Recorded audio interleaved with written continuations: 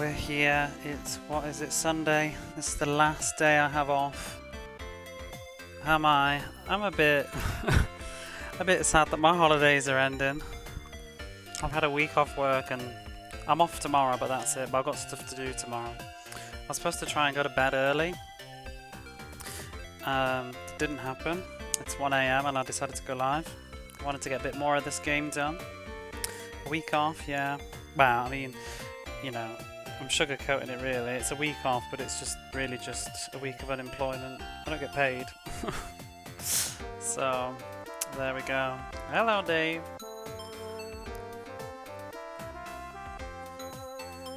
So, what were we doing yesterday? So, a side note, when I woke up today, I've had a look over what the last conversation with those guys were. And it was, what was it? Ro is the one that carved out the stone tablet. And then Gale watched him do it and then picked it up afterwards. So that's what I was getting confused about yesterday. 9 AM here, just woke up an hour ago. I'm trying to remember what I need to do now. I think I just need to go to town and fight the big bad and use the thingy spell, but we'll see. I'm wondering if I'm close to leveling up, it might be worth it. Staying up late tonight, I guess. You are. Any reason? I should probably have gone to bed, but whatever. I don't have work tomorrow. It's just because I've done this for a week now. I think I'm gonna get like a real shock to the system when I'm trying to make myself go to bed on Monday night at like 12 when I've been going to bed at 5 every day. Side note, I ordered Shin Megami Tensei 9 today. I ordered it. I don't have an Xbox. But I ordered it. It came up really cheap and I just thought, why not? I can get the Xbox later. I don't have the money for an Xbox right now, but I'll get one later. It was 1,700 yen, so...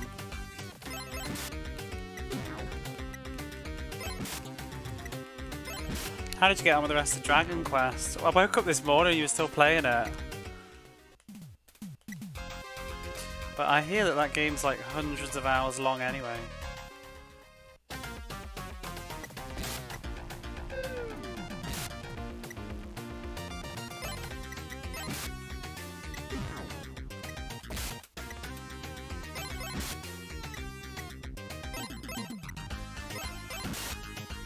Dragon Quest, only played through, beaten 1, 2, 3, 4. I've done 1, 2, 4. And then I've done a little bit of 8. And I did quite a bit of 11. I bought 11 the day it came out. I was quite excited about it. But then, I don't know, I just got really pissed off because they did like a re-release here. I think the Western version is a bit different. I think it's based on the S version, but they released it on the PlayStation 4 here. In fact, I'm just going back to town.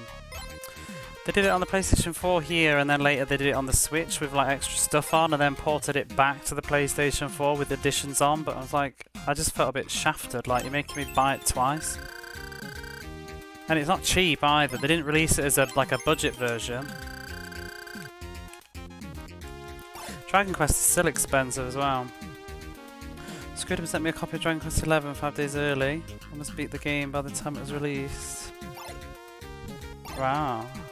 I can't remember how far I got. I think I got to like the second continent or something. I remember some places, some like fields and a town. That doesn't really describe much. It was like cornfields, I think. Sounds great as rest. It's going to take me 2 weeks. I've always heard people claim that 7's like 100 hours or something. I actually have got 7, but I've not played it. You ever played Dragon Warrior Monsters? No, I know of it. I was never really been into Dragon Quest because most of them didn't come out in the UK. I think the first one we got was, well, we got 1, 2, 3 on the Game Boy. The Game Boy Color. And they were called Dragon Warrior. But we didn't get any main games until 8, I think. We didn't get 7. Oh, get out of the way! It's in Japan, so I got it all straight away. It's amazing how popular they are here. And it's it's not even an exaggeration to how famous Dragon Quest is. I feel like kids today don't play it though. Kids today don't play Dragon Quest, but people my age and older know it. Even people that don't play games. Like some of my friends, one of my friends, she doesn't play games at all, but when she's like come over, she's like, "Oh my god, you've got Dragon Quest, I want to play it." She's like, "I used to watch my brother play it, I want to play." Like, and she's like, you know, in her late 30s and just randomly wants to play a bit of Dragon Quest.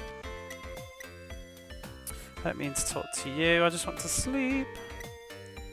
Hey Tin Sarah. Right, let's see if we can go and... Oh, hello, Runix, how are you?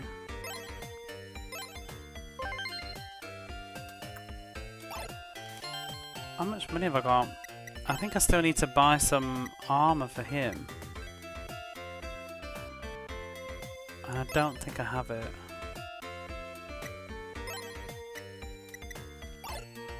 We're off to get the magic item we needed. We have it. We have it. We got the tablet and we got the spell. And it turns out, because I misread yesterday, Ro was the one that did it. So I think he's like sabotaging us. I don't know why, but he's sabotaged us. He cut it out and he threw it out of the tower or something. And then Gale picked it up, I guess. So that's that. Had to AFK at the end of the day. I was like falling asleep at the end of the last stream, but hey hey. Might be now really, but... I'm the only one who uses that redeem, pretty much.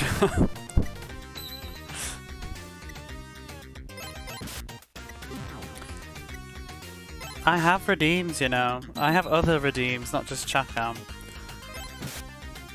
How loud is my volume on my laptop?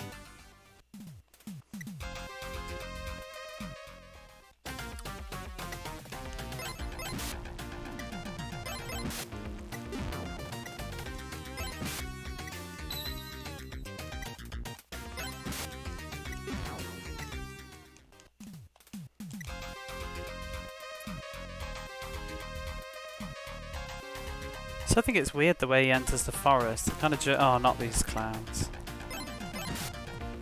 Nothing says hello like a death cry. I don't hear it though. I just read it. I just see Runit's Kaiser redeem Chakan Death 360 points. My headset is not connected to the redeems, unfortunately or fortunately. I'm not that technologically advanced.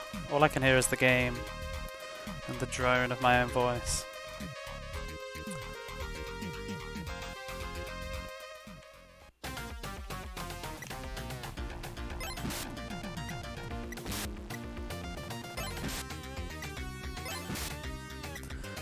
Says hello like a death cry.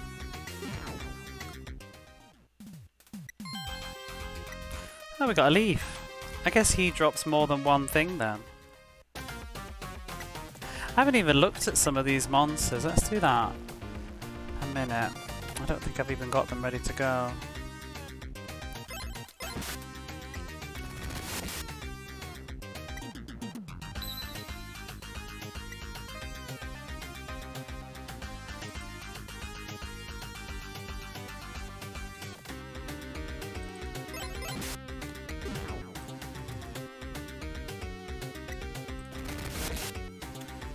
Just opening up this file while I do this.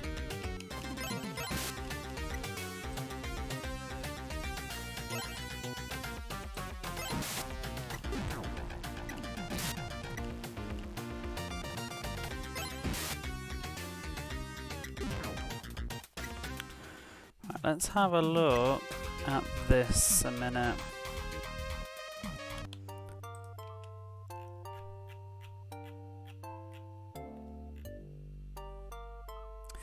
There's a soldier there. Oh, I guess that was the end of the... I was going to say I don't think we fought one, but I think it's the other chapter, wasn't it?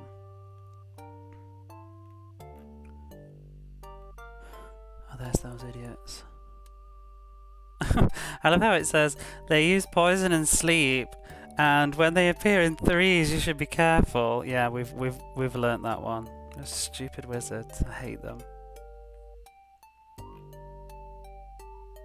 It doesn't even say, this soldier guy, it doesn't even say that he's got any treasure.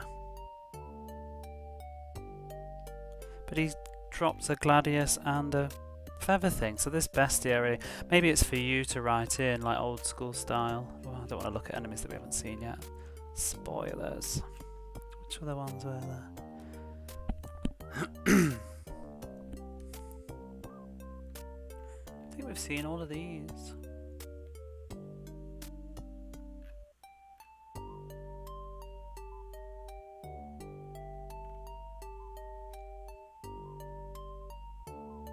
Oh, there's that bee with the poison stinger that then dies after it stings you.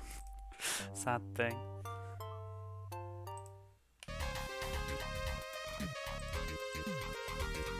Maybe that's the base. Oh my god. Found a few things. Yeah, this one does. These Akdam soldier people. Akdam's underlings. I got a sword from him last stream. It's already inferior though to what I've got already.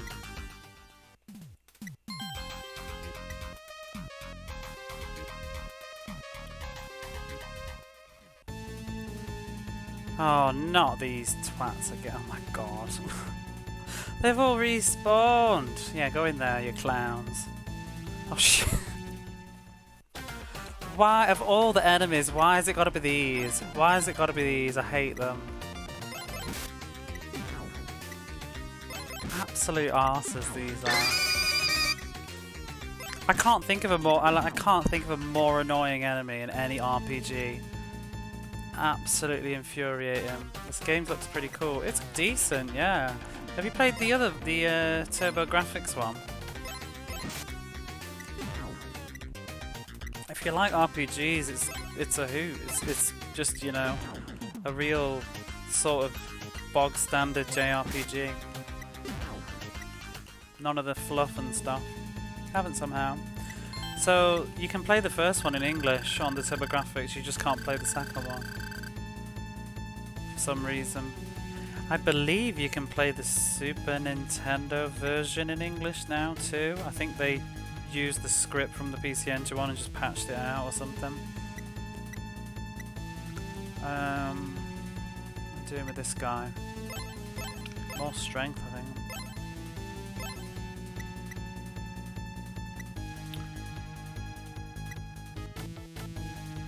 I feel like everybody's just going strength again now though. There's like, I haven't got a magic user anymore because he's gone, because he's a dick. I'm hoping he might rejoin the party somehow, but I don't know.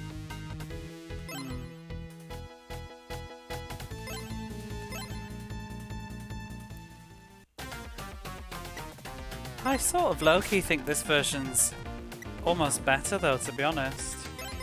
Just from what I've seen in videos. The thing that the TurboGrafx has got going for it is it's got voice acting and some cutscenes. And then some tracks are CD quality, but from what I've seen in videos and stuff, most of the music is chiptune anyway. The overworld music's CD quality and it sounds nice, but the battle music's chiptune and doesn't sound as good as this chiptune. And then the town music is chiptune, and I think it sounds better on the Mega Drive than it does on the PC Engine. It's a bit of a shame really, because like the Ease games that are on PC Engine, I think they're better than the Mega Drive, because they have a lot of CD audio that makes it sound really good. Oh, just go away!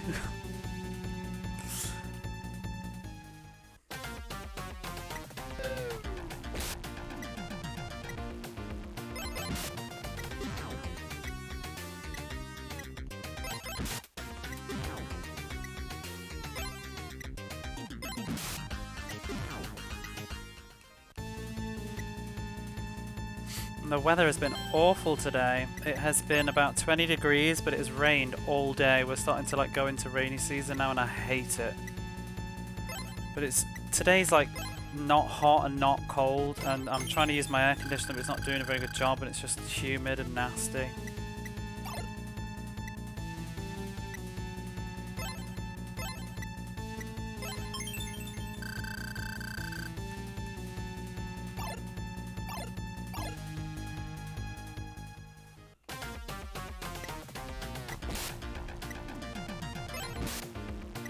It's all going to be downhill from here, I think. A bit warmer too. A little spell go. It was hot the last like 4 or 5 days. It's been really hot, and then since yesterday it started just raining, and it's rained for about 30 hours now. It's just been raining, raining, raining. Ever since yesterday afternoon, it's just rained non-stop. Ah, we're going to a cutscene, bugger.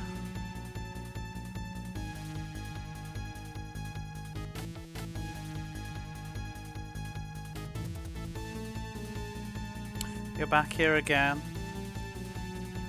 Even if you're here, you won't be able to defeat me.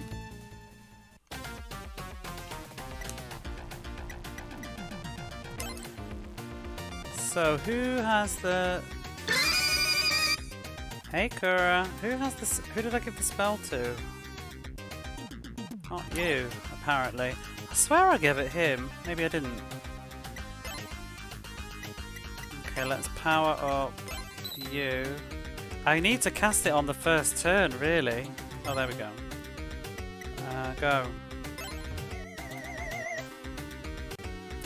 Okay, oh no! All magic is here, but that's mine too, isn't it? I forgot about that. Crap. You, where did you get that spell from?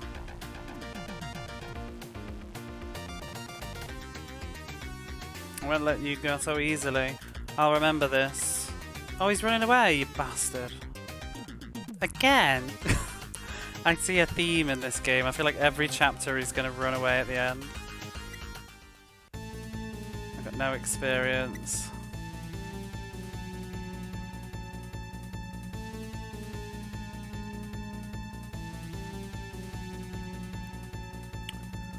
Is that it? Oh, there's more of the house up here. Why is there a room with no door? Oh! That's why. But there's nothing in here. That big guy, he ran away?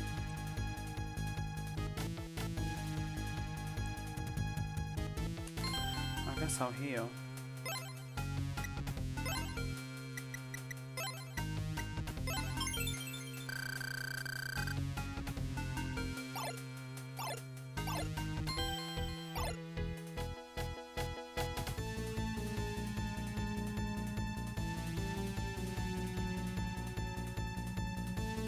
So I would have assumed this was the end of chapter 2, but just from peeking at that monster list, I did actually accidentally see there was some of the monsters. So where are we supposed to go now?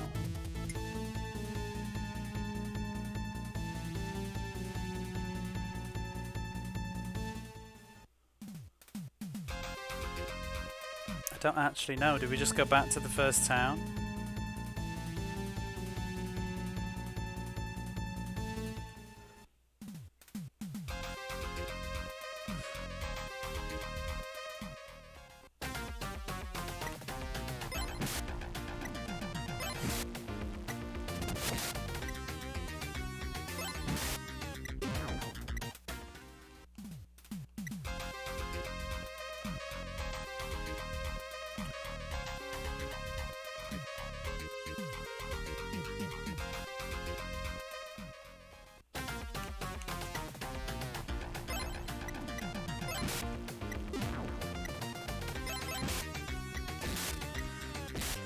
I said it yesterday, but I did not expect this game to be sort of as grand as it is.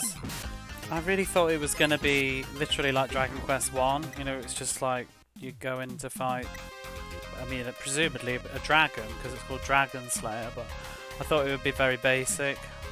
Like maybe a damsel in distress, ho-hum kind of thing. It's really not that at all. It's like murder and assassination and trying to reclaim your throne and betrayal.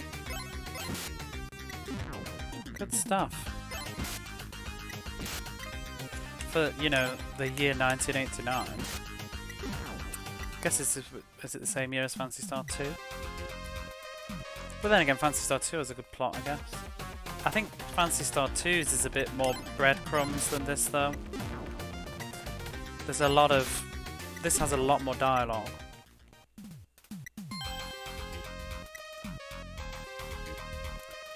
Although I would say that Phantasy Star 2's story is a little bit grander overall.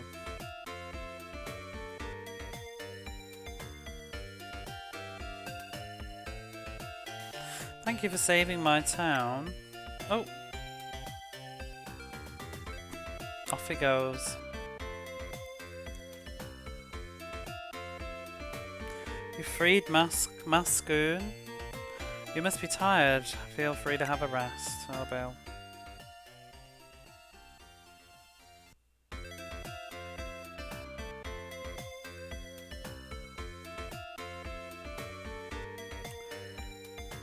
You freed Mascoon. I'm just glad everything is safe.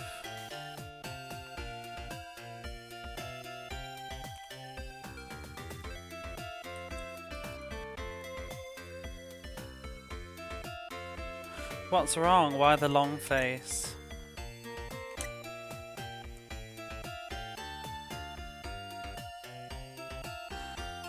Mascoon has been freed? Is that true? I wonder if he will ever actually function as an item seller, other than giving me that key. He says the same as he did before. Everything's all because of me, I'm sorry. He's still on about that ship that never returned. You know me though, I have to go around and do the rounds and check nobody's changed their dialogues. We talked to you. Still a mystery as to the point of these churches though. I'm waiting. And I spent the whole day again and totally forgot to look it up, but I do need to try and remember. Or just ask somebody that played the PC Engine version if they ever had a point. It's a bit. This is a bit of legwork though. This is kind of pissing me off now, I have to say. I've gone to and from these two towns way too many times. I think this is getting a little bit fetch questy now. Like, why do we needed to go? What have we just done in the last like couple of hours of gameplay? We went to the tower to get a mold, to come back to the town, to go back to the tower again, to open something, to go back to the town, to then go back to the town that we were in the first place. Now we went back to that town again for a second, and we're heading back to that town again. It's getting a little bit forwards and backwards and forwards. I'm ready to move on to a new part of the map. I'm over Mascoon's drama.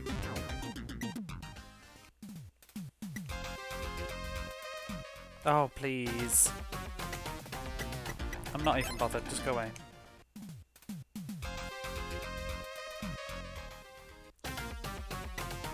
Absolutely not.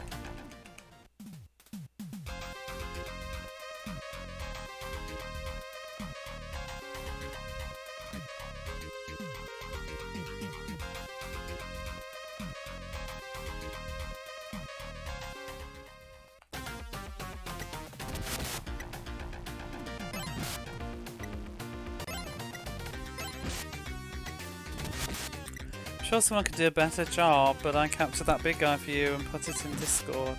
Which guy? Oh no!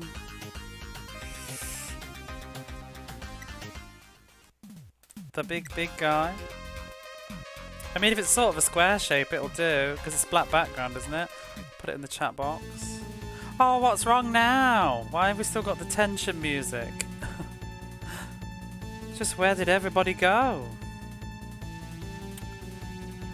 Oh, I think we got ahead of the plot.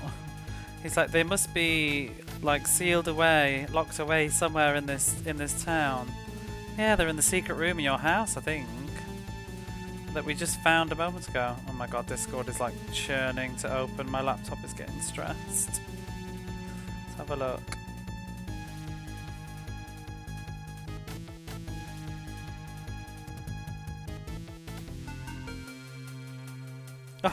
Oh, let's save him. Let me just get rid of Discord a minute.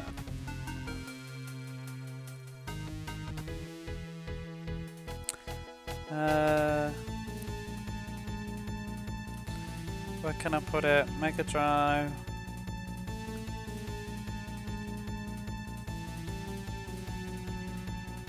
Has it worked? The big guy.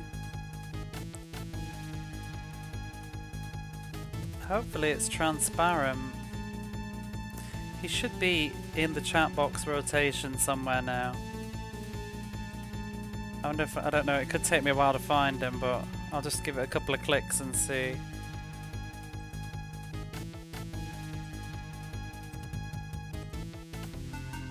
He should be in there though.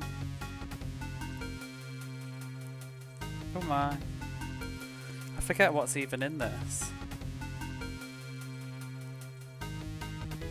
Because it's just set to random, so it might start doing the same. Yeah, it's doing the same ones again. There's so many now.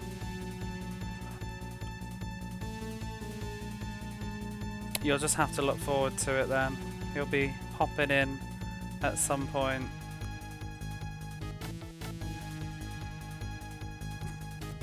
God, that fucking cat from Paperboy.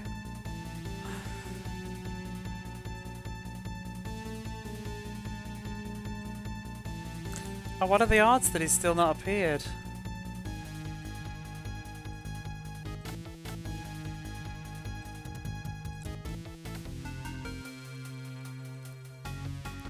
Oh well, you'll have to let me know when he's there, give in. That reminds me though, I do need to move Wesker out of the way. He's got a little bit too high up, hasn't he?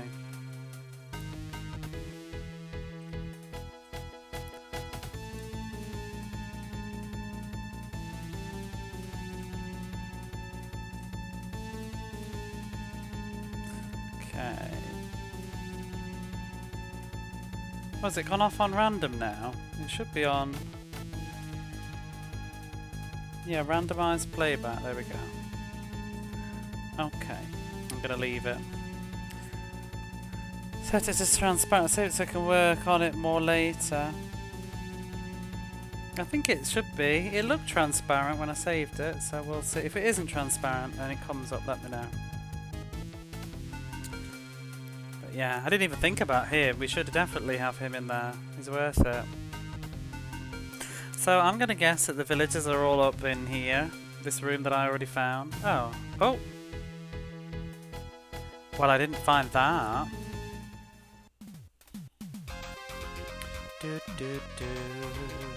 Oh! Oh, there's Ro, is it? He's on the floor. Oh, let me sit up. Who's false? I can't even remember.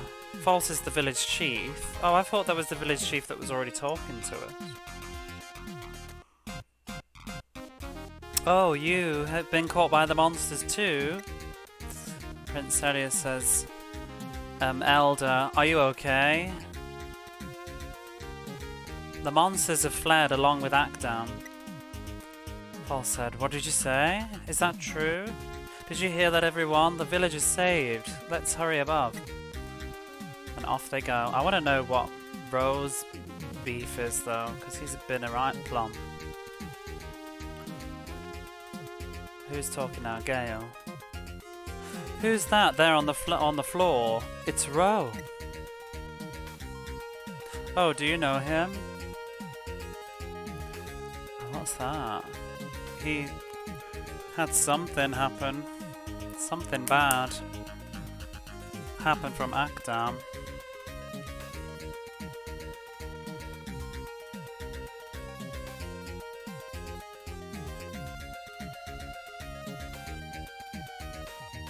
Torture? Oh my god.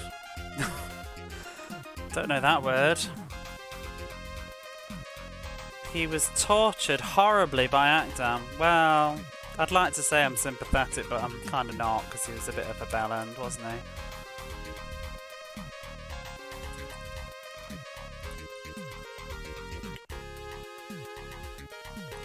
Why isn't this coming up? Oh, I'm spelling it wrong, that's why.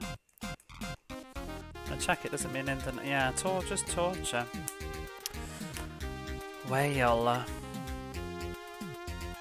it says, oh, that's terrible. Oh, you don't suppose it's being mind controlled. That would make everything better, wouldn't it? I should stop jumping to conclusions. Maybe he's just an idiot. His body's covered in wounds. Roll says, Runan, Gale, Prince Celius. And I said, Ro, where's my pendant? Oh no, he's got the pendant, hasn't he? That pendant, that bastard Akdam took it from me. Runan says, but Ro, why did you do all those things? Ro says, you wanted the spell of Silas, right? When I thought about it, if you use this, oh for fuck's sake, if you use the spell of Silas, then I wouldn't be able to use magic anymore. This wasn't permanent, was it? Or maybe you just meant all the time. If you could use something like that, then I think he's having basically inferiority complex right now. In the middle of battle, what was I going to do? All I can do is use spells. Oh, bless him. I feel a bit bad now. He's just one of those silly men with a big ego.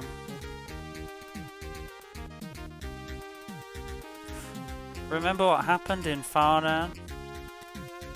In front of that, the commanding officer that we fought, I couldn't do anything.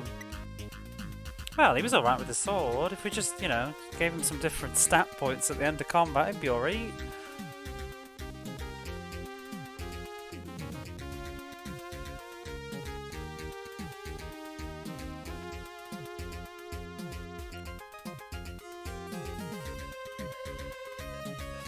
And I don't really want to be travelling with you while we're getting attacked by monsters all the time.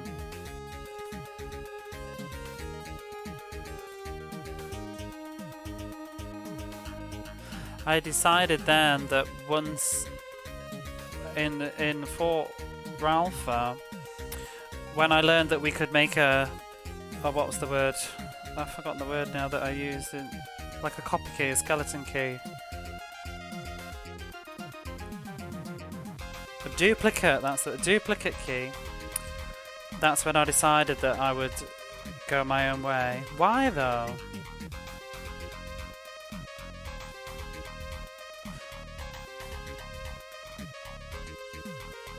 I meant to return your money and steal the pendant and destroy the spell and head towards Rizel. I don't get his thought process. Like, the returning the money part's fine, but why did you steal the pendant? That's what I don't get.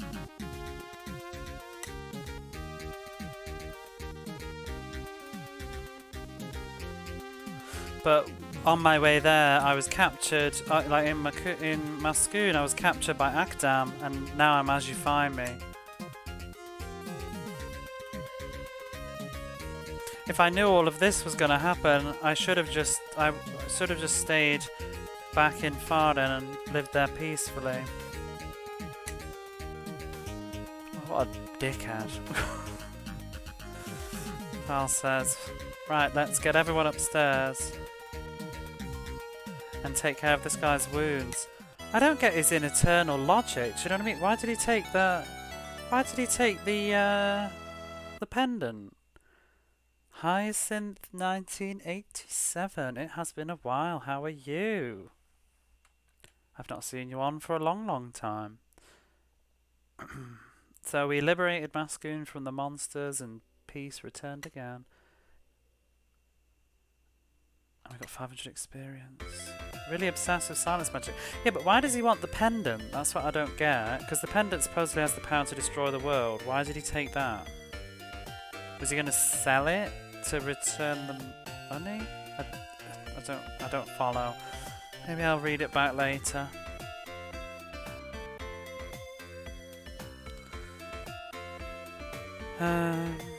Very well, how are you? I'm pretty good. I'm still on holiday from work, so I've been up late streaming a lot lately. Are you still doing your Tomb Raider?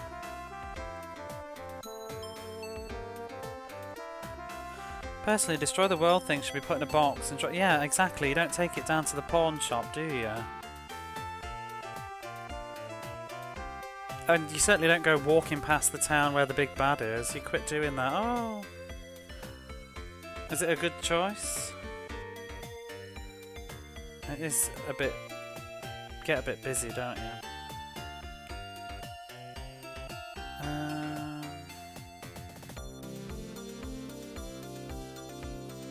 So he's going to take responsibility for Ro until his wounds are...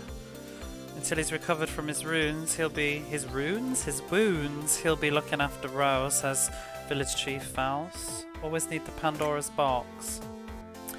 And Prince Elia says, please take care of him, Elder. Or Chief, whatever.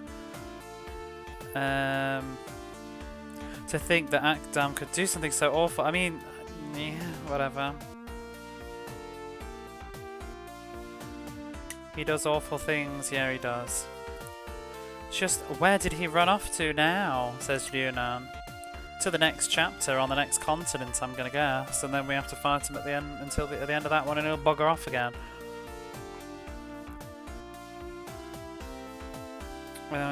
Gale says, Prince, he probably ran off towards Rizel.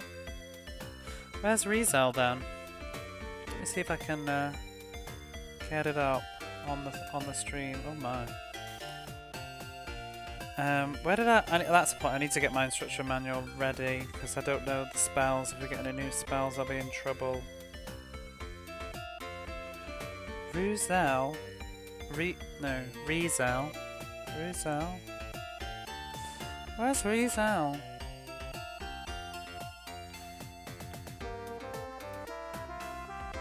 Oh no, Rizel is still on the same island that we're on. What's this game about? I shall fill you in a moment.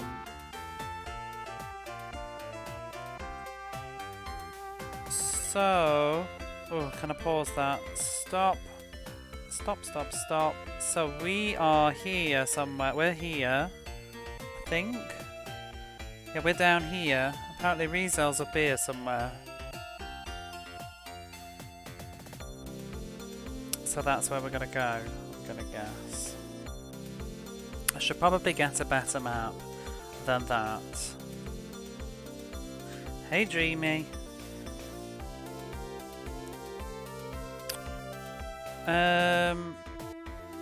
So we probably headed to Rizel. False says, Well, if you're going to be headed to Rizel, then I have one thing I want to ask you. My younger brother, Eric, is in the village of Rizel.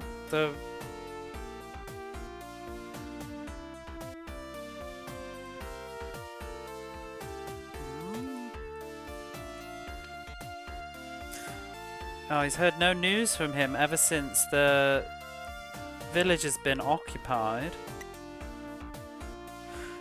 Could you find out? I want you to find out for me if my brother is doing okay, if he's safe, please.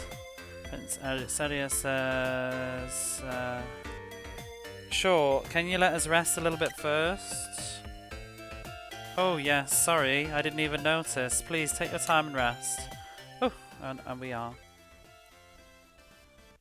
So this Hyacinth, this is a Japanese RPG, and it's about, we're a young boy who is a prince of a kingdom, but the king's, the king's assistant person, his aide,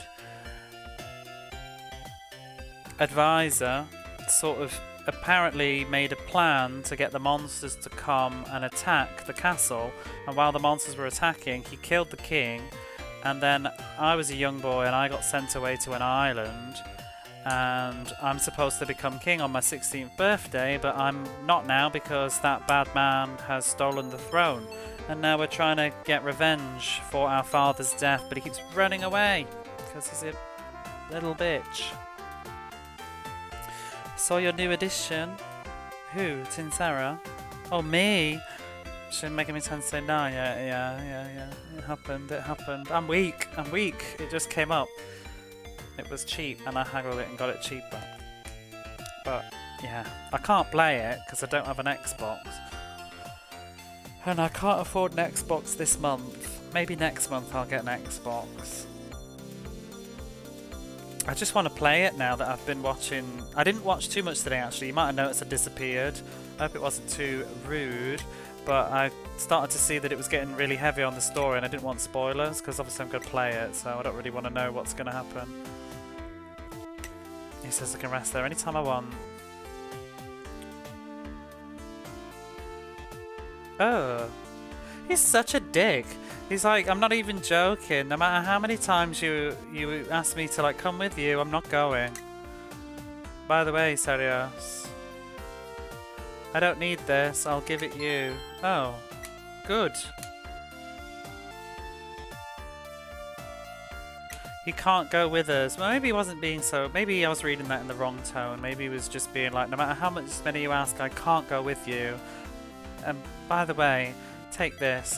Can he not give me his armor too? Because I'd like to sell it. I don't really need the sleep at the staff of sleep.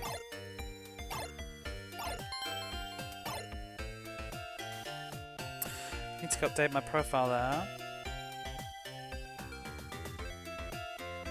For what? Did you get something new?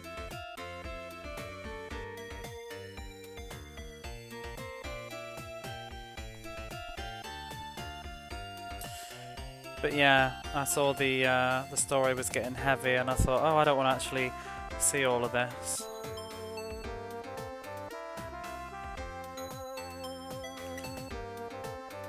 Oh, we can buy the last piece of armor. Is it that one? Although, I feel like we're about to go to a new town, so maybe I should wait. I think I might be better off waiting, because if that new town has got... Although it's occupied by monsters. I don't know.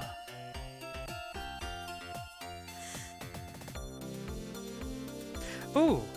He says, did you see the big white thing that's right next to the town? Yes, I did. What is it? That's a dragon's egg.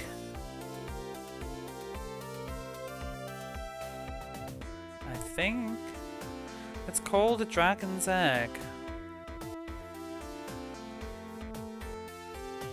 It's a magical item that was used by messengers of the gods. Oh no, inside it is a magical item that was used by messengers of the gods. Okay. So are we gonna get one?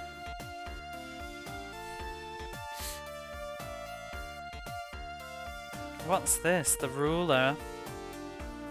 What's his official title? Show me that site I made an account, never updated. Oh yeah. I added it on there. You can see my shame. Actually no, I haven't added it on yet, but the ruler of this kingdom is Geston. Didn't we already meet somebody that was called like Geston? So I made the Gaston joke. The person in the first town that made the shortcut. What was his name?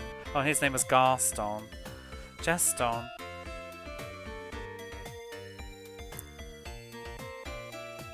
Oh.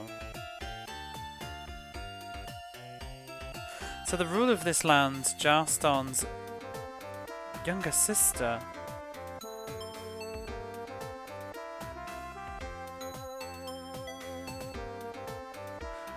So we're related, I think.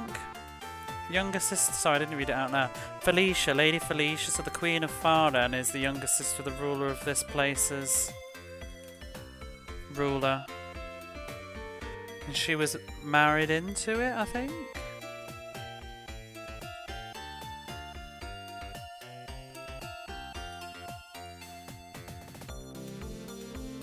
Yeah, I guess she was married off into the family of Faran.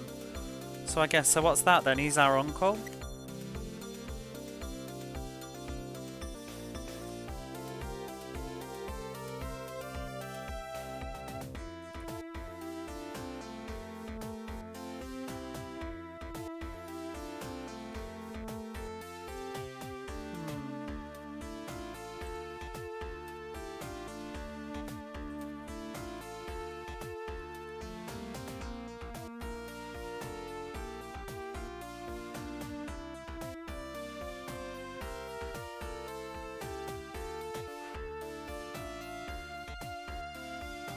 So he's heard about that Farden has been freed from monsters. I don't really get that last bit, but whatever. Can't be arsed. Think about it another day. Can't be that important.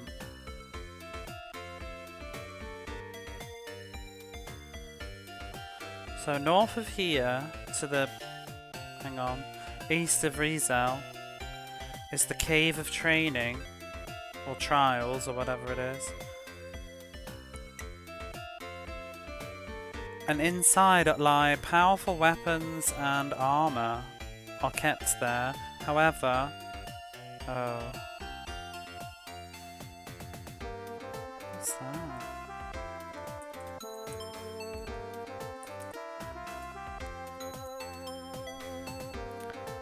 Insight.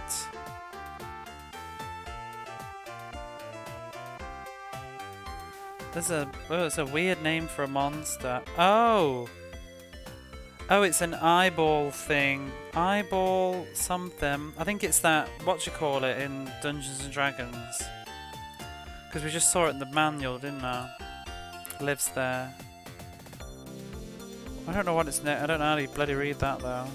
There's a monster anyway. An eyeball, powerful, evil thing lives there, and nobody can get near them. I'm gonna open that up again. I think I closed it. Where did it go? Legend of...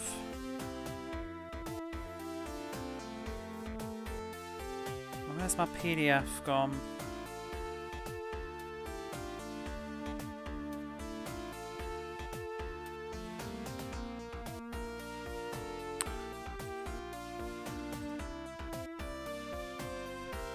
Let's switch back over. I believe, I'm going to check, I think it's this thing that I saw when I was flicking through. Yeah, there, it's that thing, whatever it is. It lives in the cave. It looks like a heart eyeball thing. What do they call them in Dungeons and Dragons? I can't even remember. Beholders, aren't they?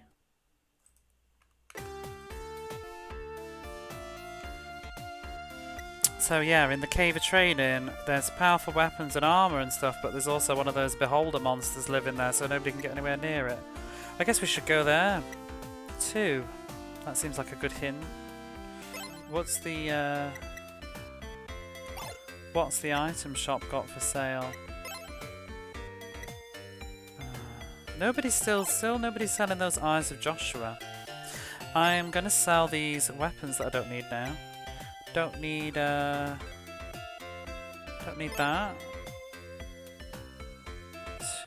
Wow, that's a lot of money. Am I sure that that's the right one? Let me just double check before I sell it. Because Gale's got the worst weapon at the minute. He's got a Gladius. That's 90, okay. That's 140.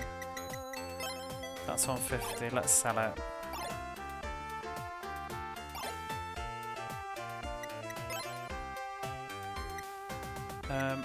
How much is that worth? I don't want to sell it. That's the Holy Staff. Let's sell that sword. Because that Holy Staff is quite useful if Lo ever joins us again, because you can put enemies to sleep. It's good that the game gave it you back though. It also sort of gives me the impression he might never come back though. Oh, I didn't read that first thing again.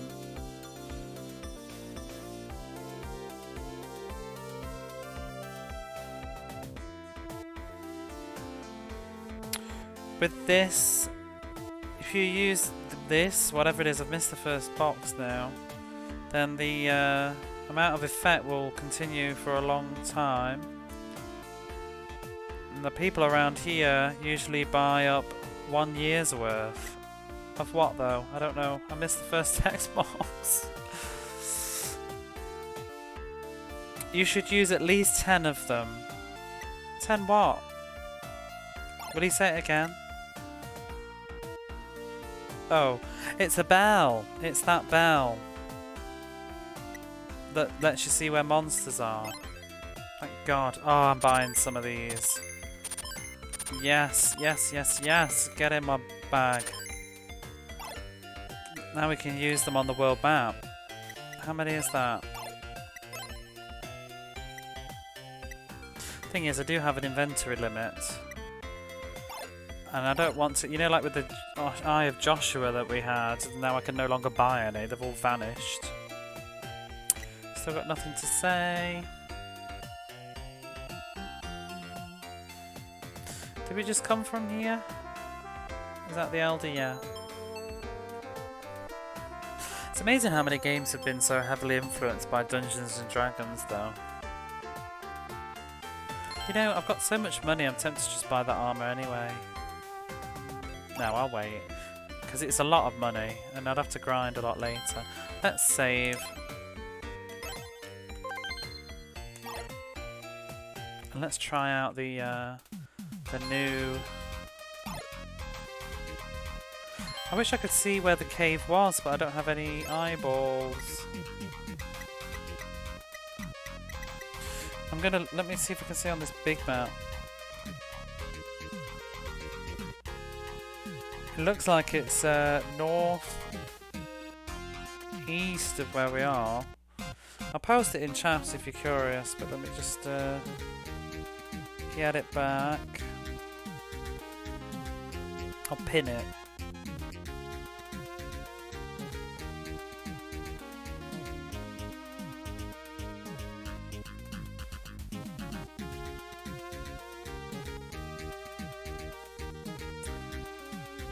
Where are we?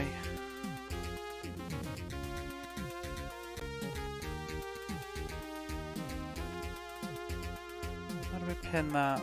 I don't remember how you pin. There we are. No, we're not.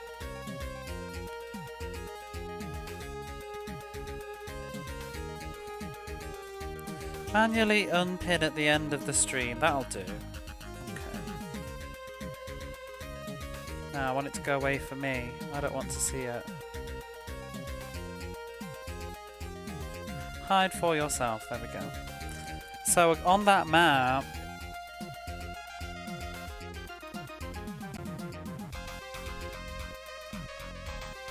Thankfully can hide it. Is that right? That's what I just did. I need to...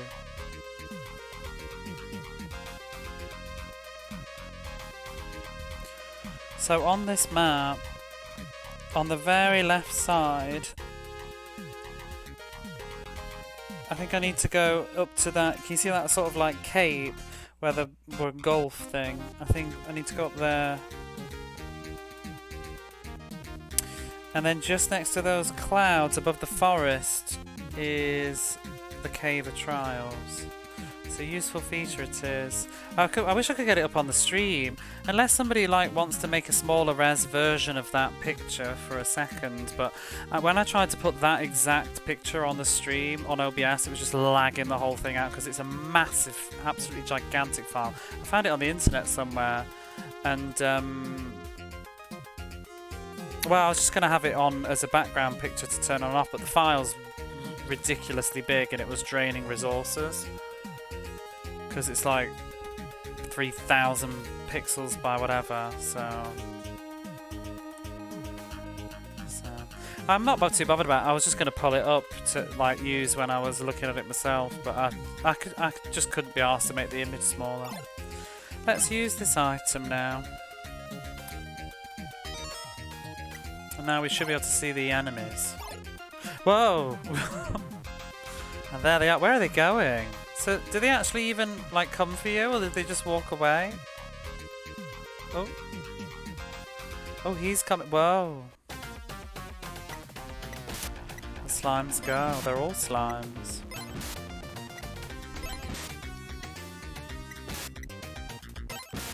In fact, you know what? I can probably do it myself really quickly. Let's have a go.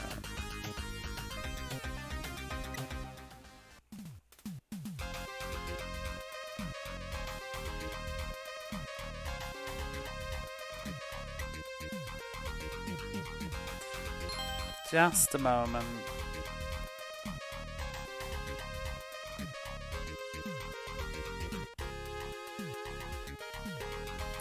shall just print screen and make it into a quick paint thing.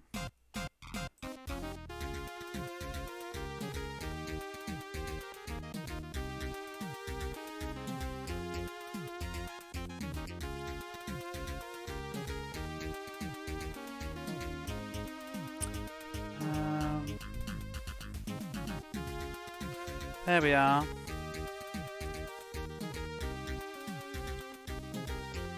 Should be in there now. Let's see what that's done. Whoa.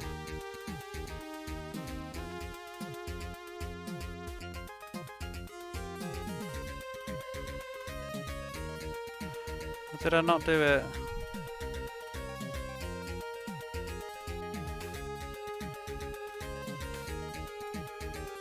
That's it. Oh, I think you've just done it, haven't you, Kura? Sorry. You were just a smidgen too slow. I literally just opened it up myself, print screened it and resaved it into Paint. There we go. That's a lovely map, isn't it? It's nice and easy to see. I'll make it a bit bigger. Whoa! See? So there's... So we're here, and we need to go here. But, well, we need to go here, but I want to call in this cave first. I think right now, where we're standing right now in the game, I think we're standing here somewhere, so I need to go to that cave. But it's exciting using the map, isn't it? But thank you for trying, Kura. Sorry, I beat you to the punch. Ooh, so I guess the cave's like just up over here then. I think I just walked past it. No, I didn't. Oh, I'm not even at the right bit on the map. Shit. Where am I? Does it say? Oh, I'm near the... Wait, I'm near a solitary house? Where's that?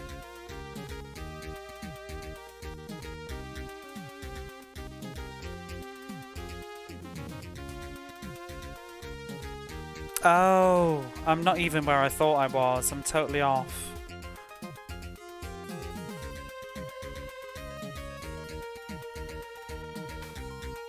No. Oh, I'm confused.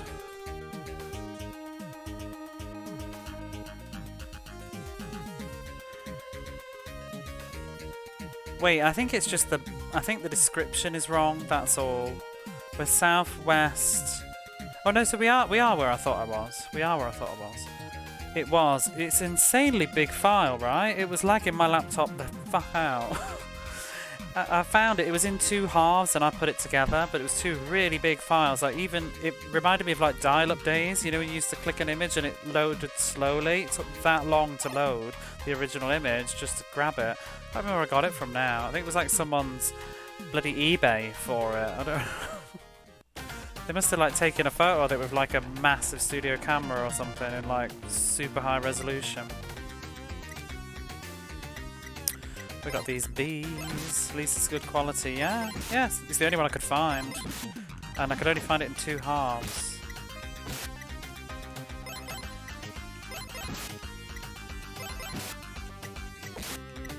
Because the other map that I have, that's just from the instruction manual, but it's got the prologue written over it. You can't see the names of the places. So... Oh, we picked something up. I didn't see. I think it was an antidote. At least these bells last a long time. That's good to know. Right, the cave should be just up over here. Ooh. I'm tempted to go straight in before we go to this town and get the goodies. Okay. Let's use a lantern. Oh! Wow, he's right there. When did I last save? Let's, maybe we should heal as well. I don't know how bad he's gonna be. Give a lot of credit to people scanning in those. I know. The other thing too is like, I wish I could contribute. I'm a little bit selfish and I don't have a scanner, but like, because they'd have to take apart their manuals, basically. They have to take the staples off, don't they, to get good scans.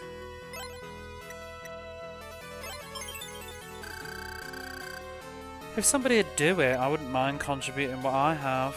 Like, because there's a lot of PlayStation 1 manuals that just you can't find on the internet. The manual for this game doesn't exist online that I've found. I've looked in Japanese and I've looked in English. I can't find it anywhere. I can only find the PC Engine. Well, no, the PC 98 manual and the MSX manual. There's Ultimate Games and Info without them. I think I've seen Archive. Yeah. I can close to the bind. Oh! Oh, that'd be cool. Oh, there's two of them. That's a nice sprite though. The enemy graphics on this game are lovely. 50 damage. Oh, he's using Shirent, but I don't know what Shirent does. Ooh, use Shirent. Oh, it's like a silent spell, but it only does one target then, I guess. Oh, whatever. You do that. I don't really care. They ain't so bad. Maybe we're very over-leveled. Oh, they use sleep as well. That's annoying. Sleep and silence. All the fun skills. Oh, and flame level 3. 99 damage.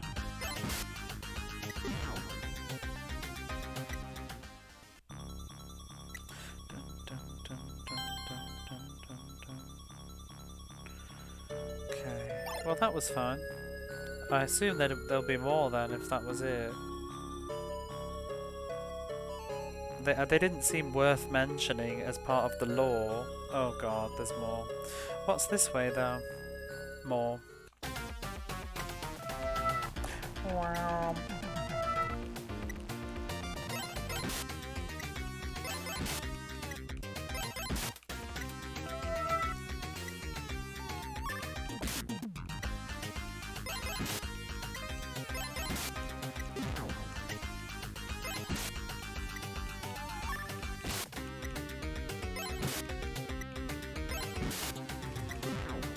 I was going through my first VOD of the first night of playing this, just double checking some words and stuff, and there was a couple of text boxes and I was like, oh my god, that was wrong.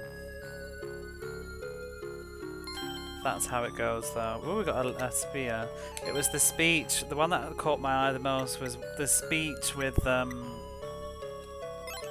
Akdam the first time we met him.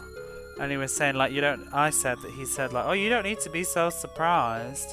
But then I guess it's natural because you are supposed to be the king, but that was totally kind of backwards. It should be like,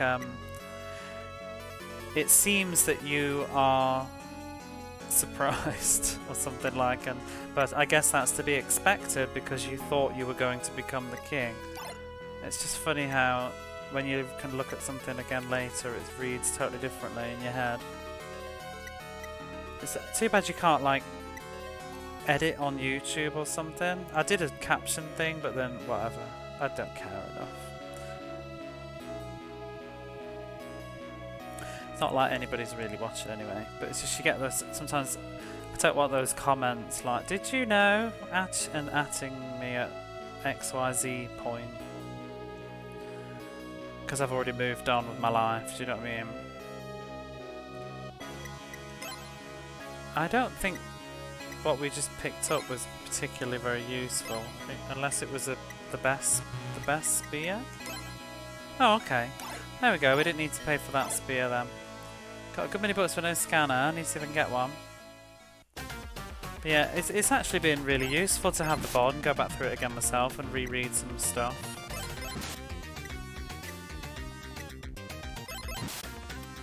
The bits that have left me scratching my head a little bit, but I just sort of skipped over it. I've had another reread through and like, oh. Mostly that bit last night, that very final piece of dialogue before I went to bed last night was really giving me a headache, and I was still a bit confused with the bit today, but then I had a little chat with Barley Bat on Discord. I was like, what is this? That makes a lot more sense. It is really nice to have a friend that can help out in that way. There was some grammar point that I'd misunderstood. that meant of all the things. So it was when it was talking about Ro, obviously he'd carved out the Ceres tablet, and he'd said that Gale was commenting on it and said like, and you know, of all the things for him to have done, to have carved out the tablet and then thrown it out the tower, while I went outside and picked it up, basically. Because I was getting confused yesterday as to who carved the thing. I wasn't sure if Gale had done it in advance, but it wasn't him, it was Ro. He's sabotaging us.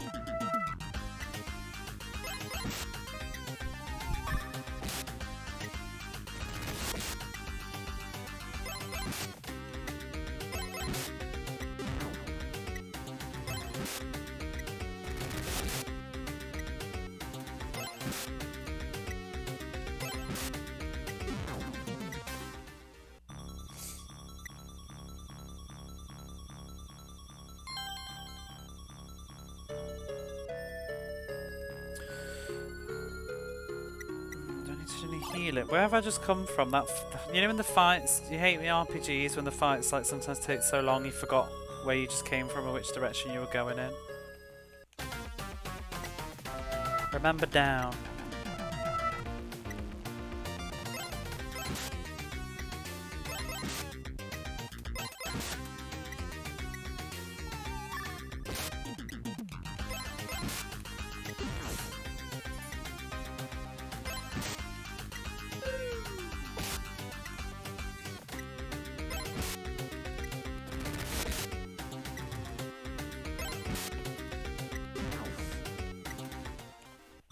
These monsters really aren't that bad.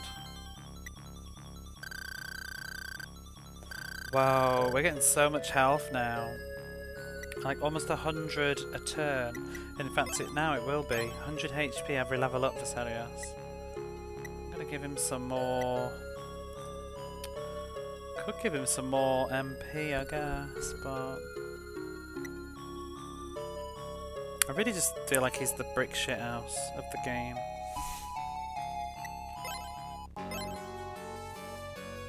More crit. Especially when everything looks the same. For I realised Quest 64 would orient you with the worst refrain before the fight.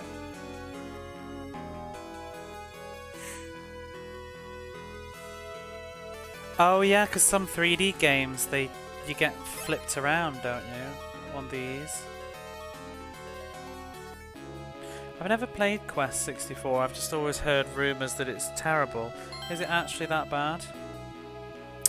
This is giving us the equipment that the shop sold. It's almost like suggesting that I didn't need to grind because it's going to give it me anyway. Well, he's got that upgrade.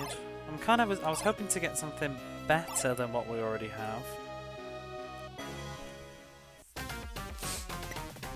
Dun, dun, dun. Oh, do you know what's neat? When we go into battle, it's illuminating the whole cave. You can see, like on the top right hand corner, I can see the treasure chest that was covered by shadow a minute ago. It's pretty mediocre. Is it terrible though? Because I've always heard it as like a meme. You never know how much of it's a bandwagon with YouTube.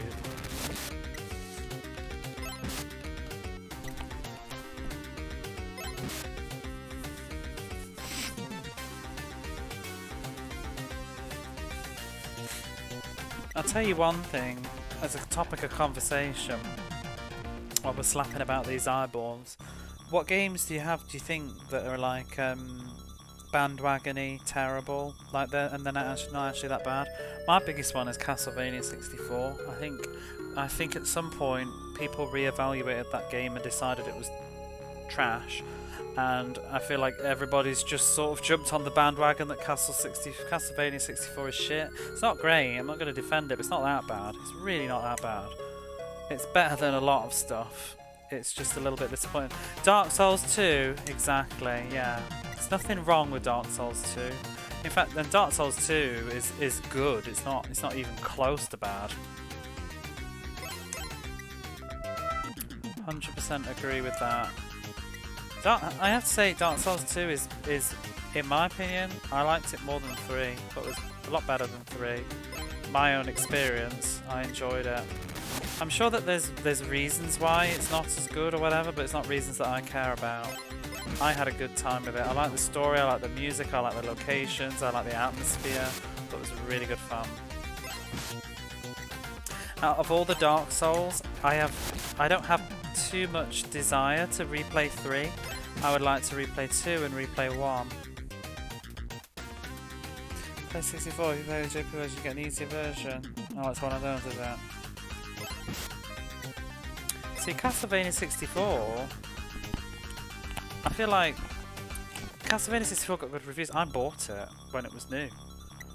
I bought it second hand, but I bought it when it was fairly new. Because it got good reviews in the magazines. People said it was a good game. It's a new thing that people have said that it was terrible. People didn't used to think it was bad, as bad as it was. I think it was one of those games though that like it got good reviews and then when you played it, it was disappointing, and it was. It has problems.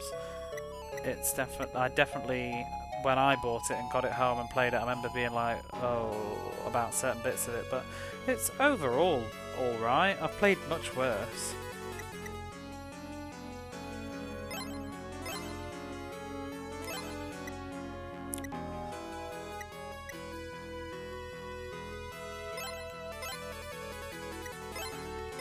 Skeleton on motorcycle. Oh yeah, I don't even remember that, you know. What I remember really liking in that game was the whole bit set in the villa. I thought that bit was really cool. I'd love to replay Castlevania.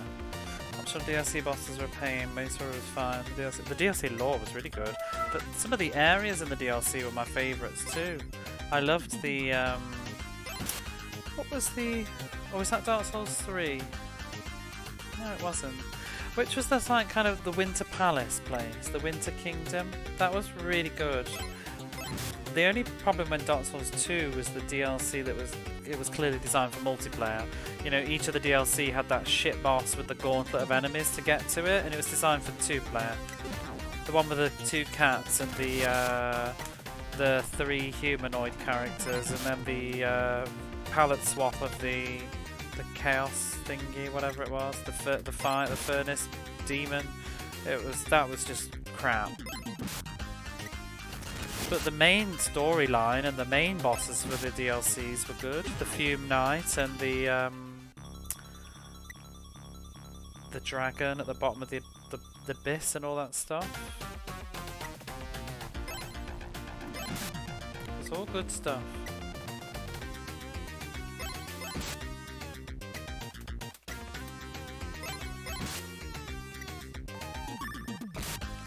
Wait, he just did. Oh, he just drained his MP. Get lost.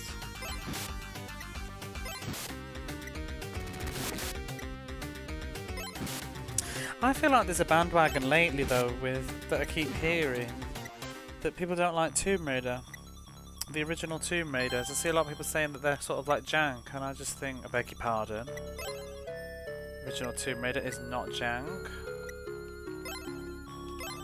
I think they're some of the best games on the PlayStation, and I will die on that hill quite happily. I don't even say that tongue-in-cheek. I think they are some of the top games on the PS1, and I think they've aged perfectly. I think they played exactly as they did back in the day, unlike a lot of other stuff. I think they get worse as they go on, though. I think 3 was a bit hard to go back to, and 4 has a bit of problems.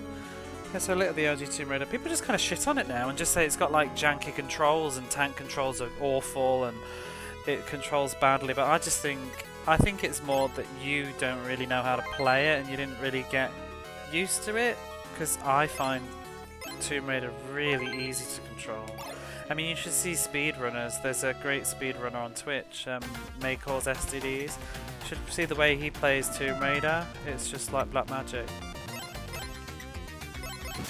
So I'm going to go for Tomb Raider, ruin his save at the end and just give up on it. See, Tomb Raider 3 is a bit of a bugger.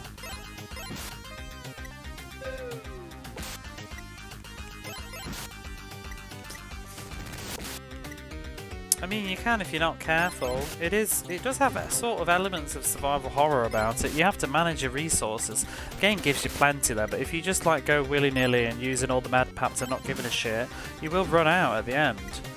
But you just have to be a little bit careful and save your ammo a little bit for the later game. But it's, you know, it's not as strict as Resident Evil. For fuck's sake, it's locked. Oh, Gale says this key, leave it to me.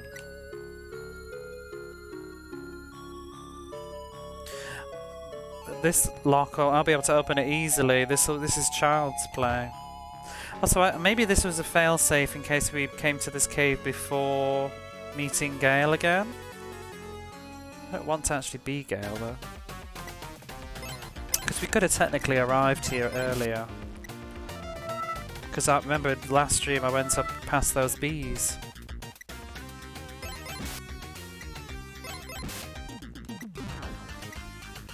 I think what other games are like that.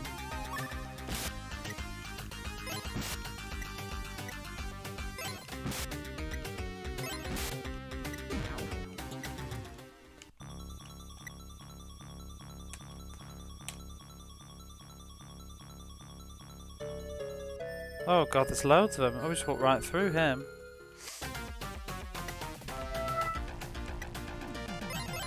What else is a famous bad game? It probably isn't that bad.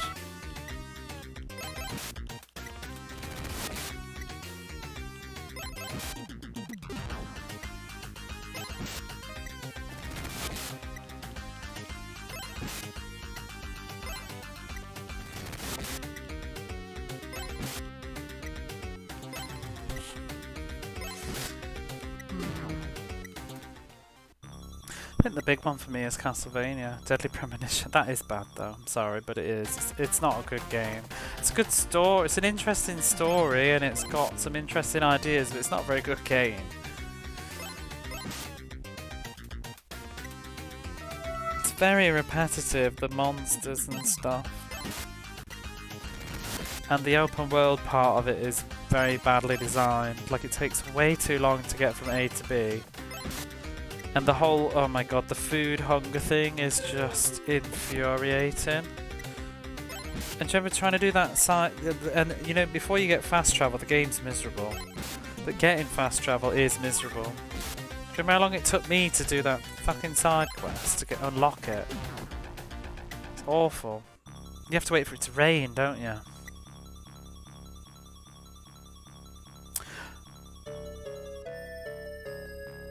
We got Joshua's something. I think it was Joshua's mirror though, not his eye. Is this going to be a permanently usable one? Because that is amazing. Oh, I'd be so thrilled if it is. I need to get rid of something though. Let's get rid of one of these antidotes. Is that... I can't even read that blob. Is that mirror? I think it is. Yeah, we've got Joshua's mirror. So I'm guessing this is a reusable item. Let me just save in case I accidentally waste it. I assume we can just use it as many times as we want. In fact, would it say in the manual? Bioshock 2, but I've not played that. I've heard that people don't like that one so much, but you did? But I heard recently people saying that they didn't like, some people saying they didn't like Bioshock Infinity.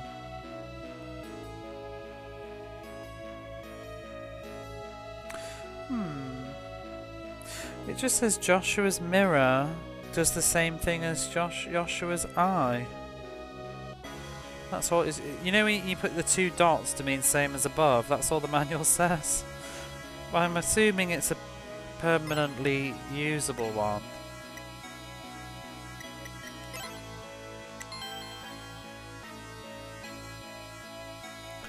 Oh, has it eliminated the cave as well? Oh! Did we go in there? That's the exit. So wait, what about these stairs? I haven't been in the stairs, have I? we should probably go do that. So can I use this again and again and again now? Yes, that's so good. Right, let's get out of here. In fact, I'm going to use warp and go from the... No, I'm not. I'm just going to warp from here. Oh god, the game's lagging out. I think... Feels kind of split between those. I've heard a few people say they don't like 2, but the same with Infinite.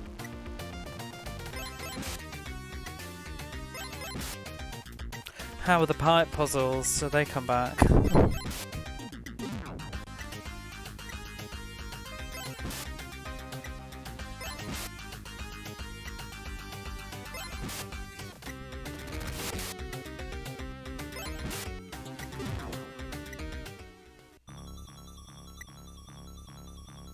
Do, do, do, do, do, do.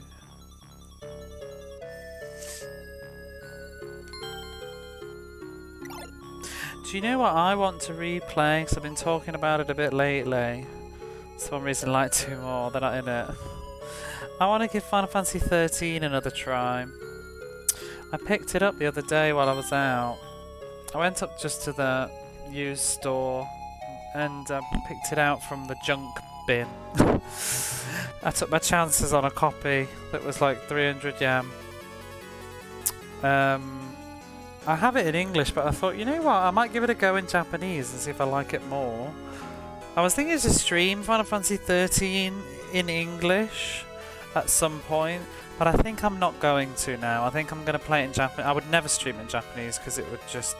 I wouldn't be able to make it interesting because I'm going to probably have to keep pausing it and stuff because of the nature of it being like a movie. Hey Doan, how are you? It's going good. We've done some progress. I'm figuring some stuff out. I've just managed to get an item that lets me look around the whole world, so... As many times as I like, that's where I wanted to go.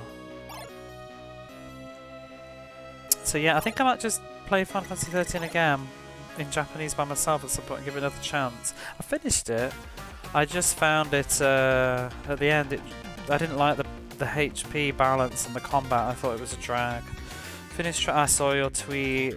I didn't look too much because I didn't want to see spoilers, but I saw the end kind of thing, like the I finished. Hakim was in it. It was actually just fun, and so was collecting the little sisters. Just when you when you did BioShock 1, did you save all the little sisters or not? 'Cause I did, and I feel like that game made the game a lot harder and a lot more annoying. Like I didn't enjoy it as much as a result. I should have killed them. But I did that thing where I knew there was a better ending, so I wanted to do it. 100%ed Final Fantasy 13 on Xbox. Oh. I never did 13-2. I played some of it. I don't know. I haven't decided, but you know, because it was only 300 yen, I figured bugger it. I'll just get it and then I can decide later.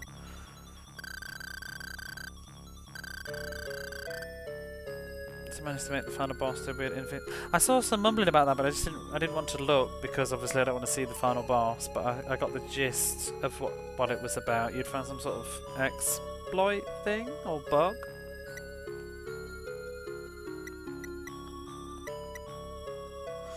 Only save what was needed to progress. It still gave you a good. Did it?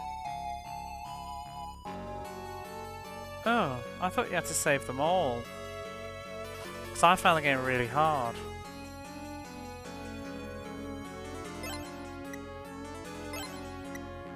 Don't know what to do with you, Nan. He's kind of all over the place. Give him some more magic.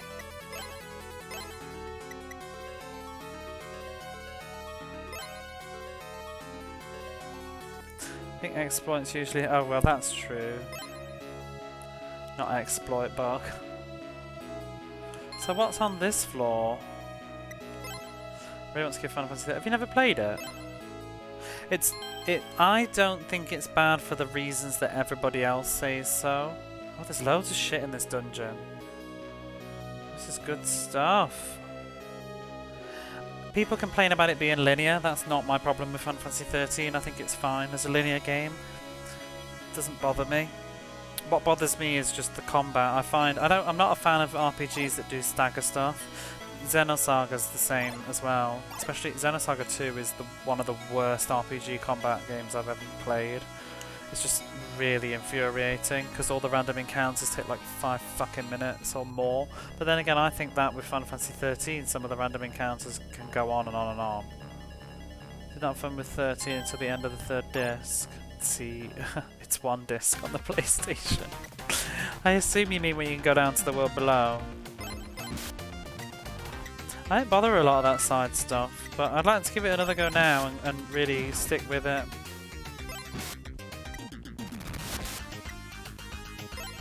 It's a gorgeous game. I booted it up to test that the scrub junk copy that I bought actually works, and it does, and it still looks absolutely stunning. And it's funny to think that it's not even like a late PlayStation game. It was an early PlayStation 3 game. Squaresoft, they used to be just wizards, absolute wizards with their technology. Same with Final Fantasy X. That wasn't a late PlayStation game either. Final Fantasy 12 was, but even then, 12 looks totally different from 10. Not touched it in 360. Did 360 get the others, or does it only get that one?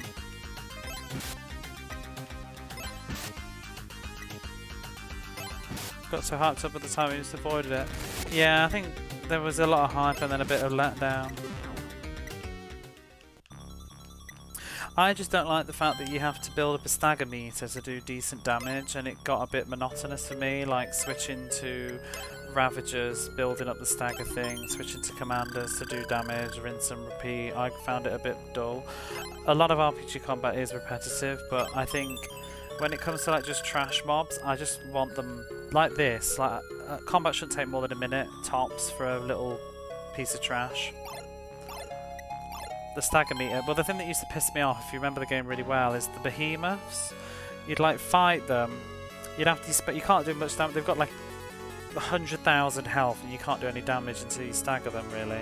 And you stagger them, and then you slowly wear their health down, and then the stagger wears off, and then you do it again, and then you wear them down. But they have a fixed AI, so that every time they hit 50% health, they then stand up, regenerate all their health, and you have to start again. And it's just like, fuck's sake, this is like just annoying. And there's nothing you can do about it. They'll always stand up and heal themselves. It's almost like just fixed even more HP that they just have. And it just really irritated me. He says, leave this to me. And he's opening the door for us. But I got so tired of those bloody behemoths. Weapon bosses on the planet. I think almost broke my hand. Yeah. Well, I just remember the final dungeon. I remember the final dungeon in Final Fantasy 13 was... I'm not going to spoil any stories, so don't worry. But it's basically just a very, very, very large square-shaped area that has platforms that you've got to get across. It's a very, very large room, and you're just going from one side to the other. And I remember going from one side to the other. It took me about 3 fucking hours because every single encounter was one of these stupid like behemoth things or giant soldier things or turtles or whatever. And oh my god, every encounter took like 5 or 6 minutes, and I was just like, oh, just end. I'm so tired of this game. I've recently heard that you can poison enemies and stuff, and that's really effective, but at the same time I still think, well, I shouldn't have to like find a sort of like a scum method to make the game quicker. But I would be interested to play it again now and see how I feel about it. I think I'll still find the combat a little bit boring, but the story's fun. Swell enough to drop them without their stance change. What you mean strong enough? With those one fighting, what another crit you use to grind? That's the thing. Well, I assumed if you grinded to a point you'd be able to beat them, but then just I don't want to play the game that long. Because I also don't find RPG... Ooh, what was that? We got an unlucky tarot card, I think. Should I be using it?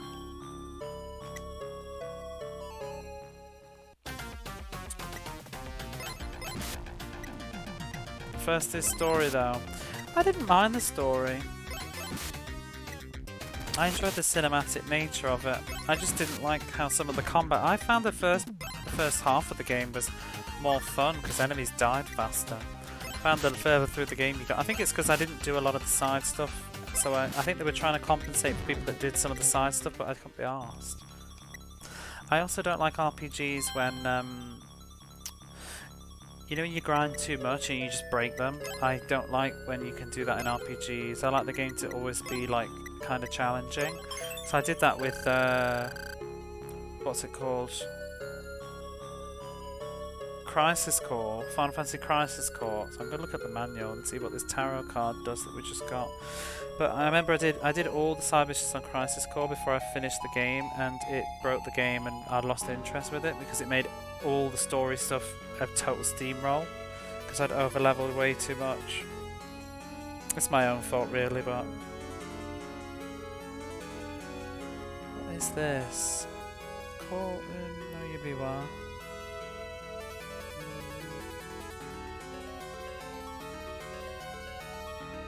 I don't see it listed in the manual. Unless it's an accessory. I don't see it. Got a staff.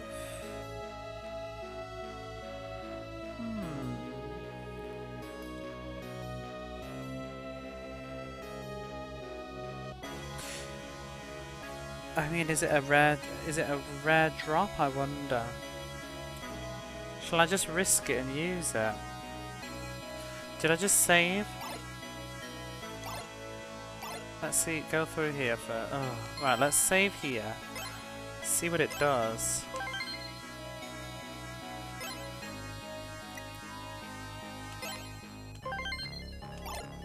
Then item that I can't find it in the manual.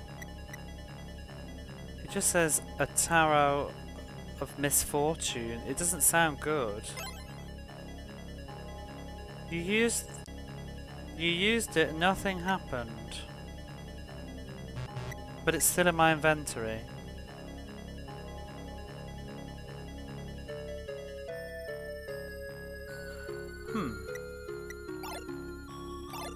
Is it a combat item? But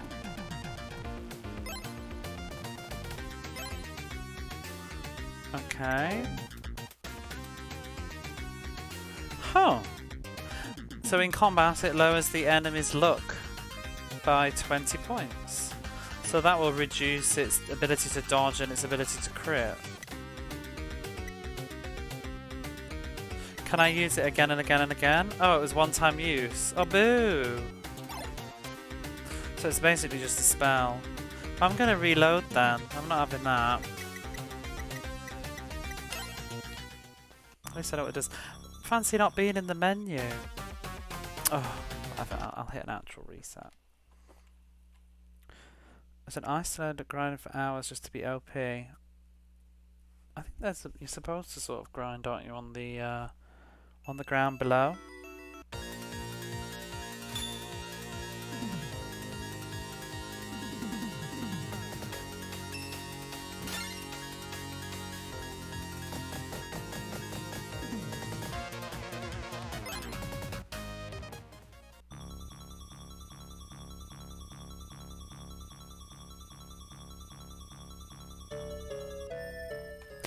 Oh, excuse you.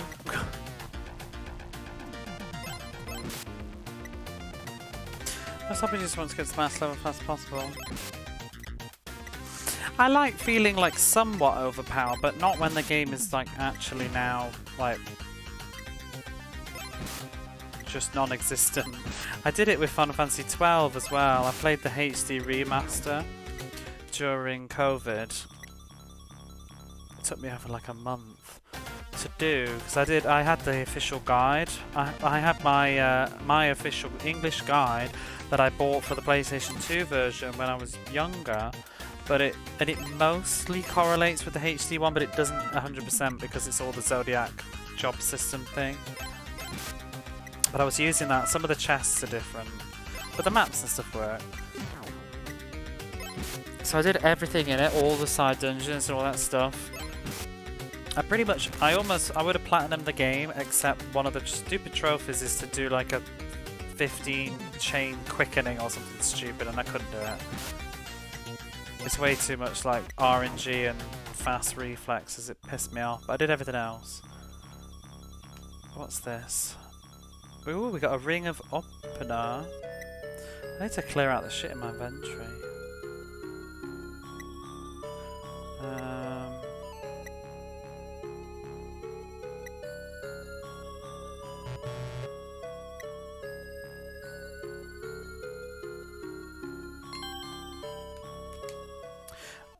No time for finding out what that does. Job combos and making overpowered teams. I really do. You know, do you remember when I was all talking about Final Fantasy Tactics and then I never played? Oh, I keep thinking about it though. I was listening to the soundtrack today while I was doing some stuff. I was like, this is such a good soundtrack. It's probably one of my top 10 video. I mean, I say top 10 a lot. There's, you know, 100 games in my top 10 list, but in my hypothetical top 10, Final Fantasy X Tactics soundtrack's in there somewhere. It's damn good. Never get tired of it. I haven't even finished the game, but I love the music. I don't remember how far I got. I'll tell you my last memory of Final Fantasy Tactics, that when I played it originally, way back in the day on the PlayStation, like imported from America. I remember I got to this sort of like cellar looking room with boxes or something, and I know I had a Dragoon character, and I remember we were like indoors fighting somebody and it looked like a cellar, but it wasn't super far into the game because I just spent ages just grinding all the time on the monsters and the things, and I love the music. It's called a chapel. And it's the music that plays in one of the random encounters, like the swamps or something. That I love that music.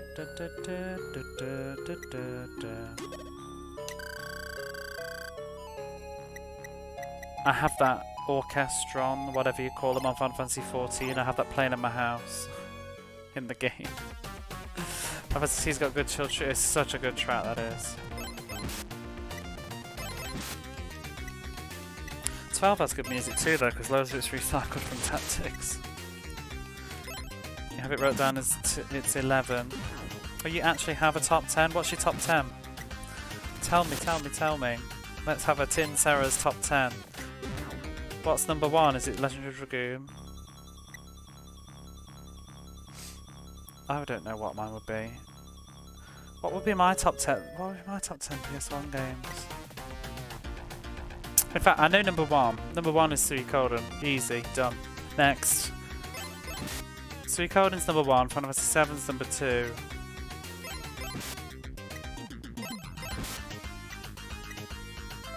And isn't that so boring? But isn't it just honest? Doesn't it seem really boring to say, oh, my favourite game is Final Fantasy 7? It's because it's just good. It's just good. The end. Sorry. Top 10's boring because it's full of games that people already know are good because they're just good.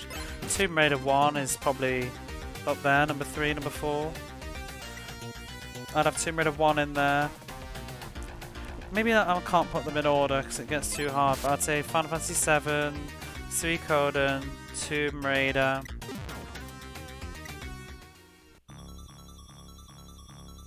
Never got into Final Fantasy 12's music, Lost Solitudes, but not many sounds of me.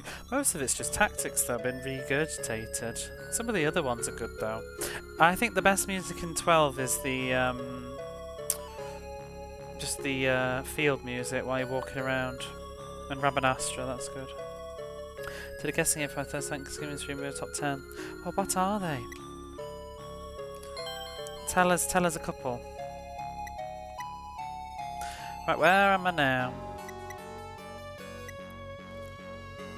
Let's sort this ring out. What does it do exactly? I think it's the first accessory I've ever got.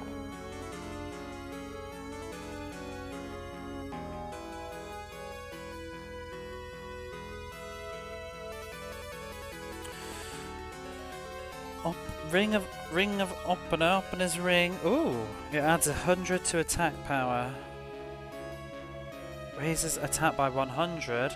Let's get a bit of that then. Give it Oh Princey.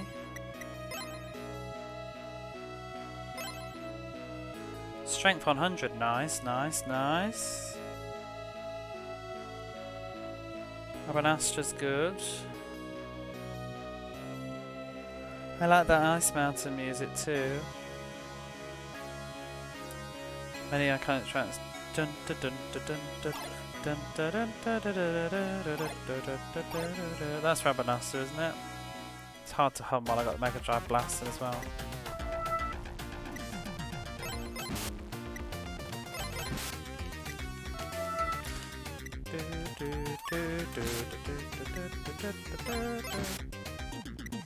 Destiny, but I thought this was a PlayStation 1 list. Did I read that wrong? Oh, the PS1 tactics. I thought you said it was in your top 10 PS1 games. Destiny Emperor, Morrowind, Front Mission, Fallout, Star Siege. I don't know Star Siege. Legend of Dragoon, Pokemon Blue, not Red, you savage. Ark Survival Evolved, Star Trek Online and Suikoden. Yeah, I didn't know Suikoden was so beloved by you. And yet I haven't seen you streaming it. Do you not own it?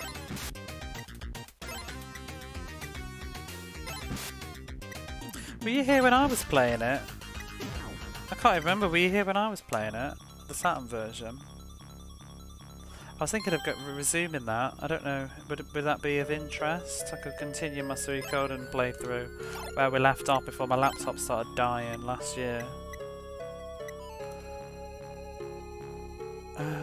Because, you know, if anybody wants to catch up, VODs are available. Not that it really matters.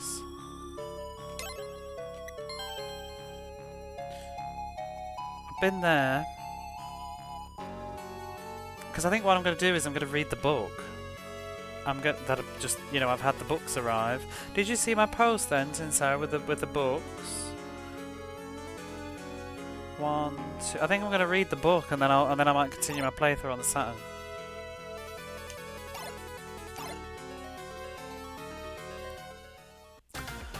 Okay, so just overall never get tired of. Yeah, I've played Suikoden. I think that's probably the game that I've completed the most now. I think I've completed it about all the way through, probably about 4 or 5 times now, which seems not much, but I drop games so easily. I mean, I've played Suikoden probably about 10, 15 times. I think I finished Final Fantasy 7 about 4 times now as well. Because, you know, Final Fantasy 8, I've only finished that twice. I usually don't make it to the end. Suikoden 2 I've only finished once. Legend of Dragoon I've only finished once. The original first time I played it in English. I nearly finished it in Japanese, as I was saying yesterday.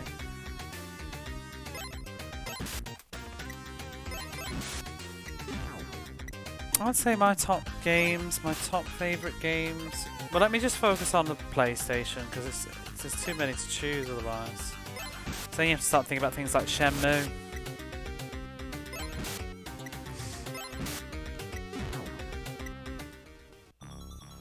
That's what I say for PlayStation. See me when I start it. About my birthday.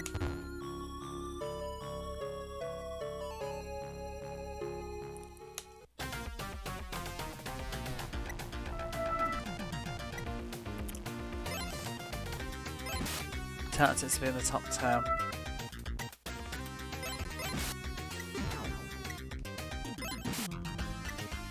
Trying to think what else I liked on the PlayStation. Grandia. I think Grandia is very underrated. I need to play it again, but I loved it at the time.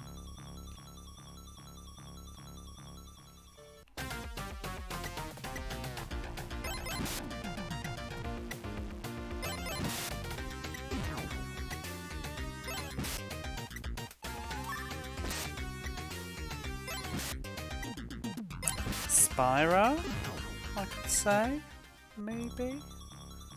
If I was to think of a platformer, but I don't think I'm that attached to Spyro. Just looking at my shelf now while I'm doing this fine.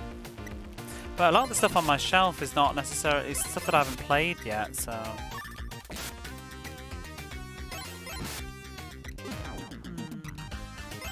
PlayStation's a tough one. I'm trying to think what I owned as a kid. I quite like Tomba. I think Tomba's a really good game. Don't like the Japanese version though, the difficulty's horrible. I think they definitely tuned it better for a Western audience. It's very easy to sort of like ruin your save on Tomba.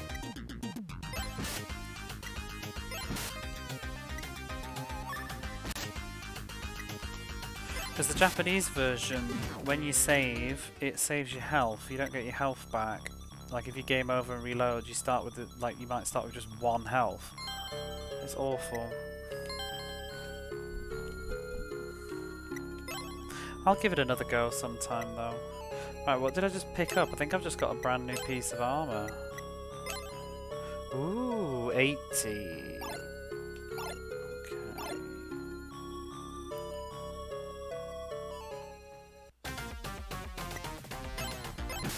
This has been an overall nice dungeon. The enemies are nice and easy.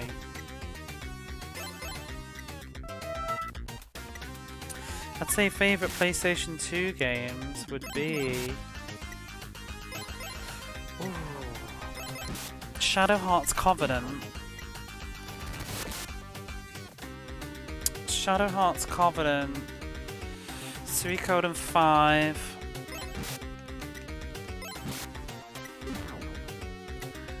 Oh shit, do you know what else I forgot for PlayStation 1 is of course the Legacy of Kain. I'd probably say maybe Blood Omen. I like them on PlayStation 2 as well. What have we got? Shield.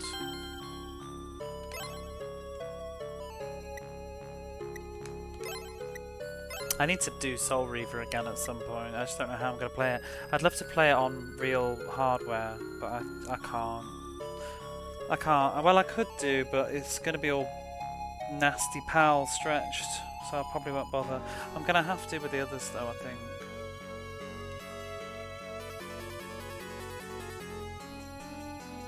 Let's see what this does.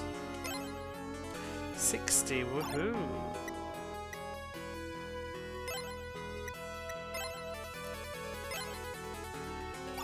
Okay, so that's quite the improvement. I don't know whether to give it the... Maybe I should spread this out a little bit though. Soul Robber. What about Parappa? God no. How are you, Barface? I never played Parappa the Rapper back in the day, except for the demo. I know the demo, like, inside out. Kick, punch, block. Turn, pose!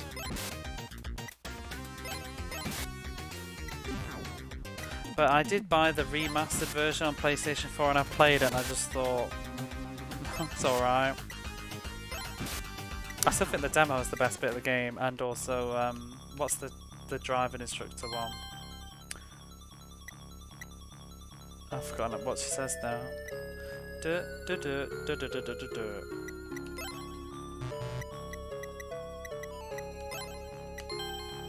Right, have we done in this dungeon? And also, why did they go to the length to design all of this? Nothing.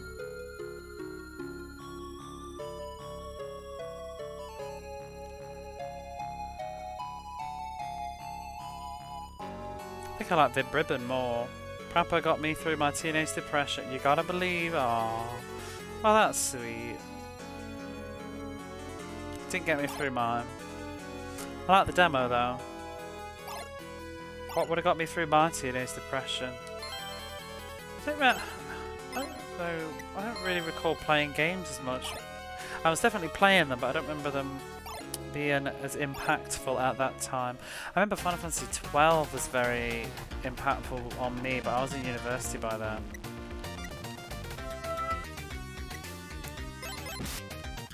I remember some beautiful mornings playing Final Fantasy 12 in my student dorm, listening to Madonna. I was listening to Madonna's 80s albums, the sun shining through the curtains, and I'm running around the Damascus desert killing rogue tomatoes and not progressing the main story because I'm that bitch. I didn't realise that like the game unlocks a lot more stuff if you just get past the first bit, and I was just struggling around doing nothing for it. I don't think I'd even properly done the Gambit stuff yet, and not got any party members, and I spent about 25 hours just doing all the stupid hunts. I had fun though. I have weird associations with some really old Madonna songs with that game now. But interviews, what got me through it? Do you know actually, Dark Cloud, and I never finished that, did I? I remember when I was playing Dark Cloud on stream. I associate Dark Cloud with System of a Down. I used to listen to the Toxicity album while playing Dark Cloud.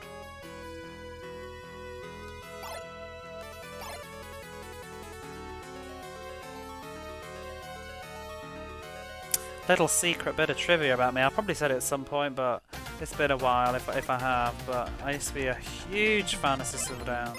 I mean, I still like their music. I haven't stopped liking it, but they just don't really do anything. Do they? I didn't really like their solo stuff.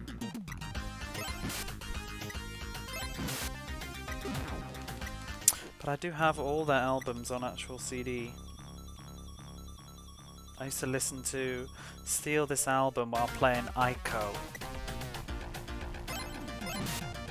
I have a really, really weird photographic memory of climbing the outside of this building on Ico and the song like American Dream Denial was playing.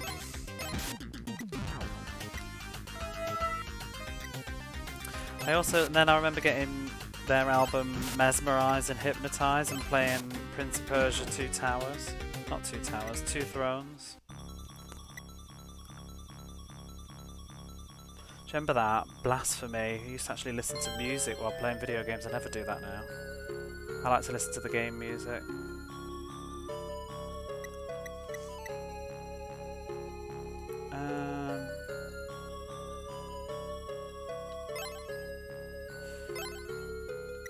How do I get out of here? Oh, there we go.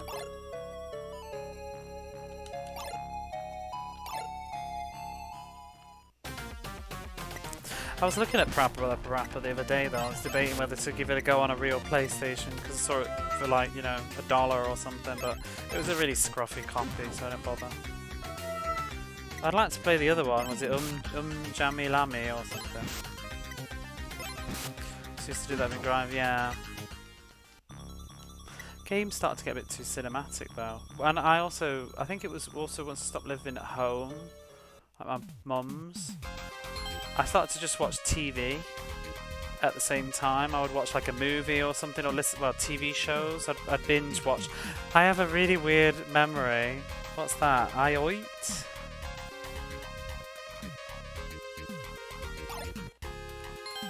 IOIT? Oh. Put a stream of another game up. Yes, I do that. I do that. These days though, I tend to play video games. Ever since I started doing Twitch, I got really into the idea of doing video games with a headset on, and I like to listen to the music. Let me just cast Warp.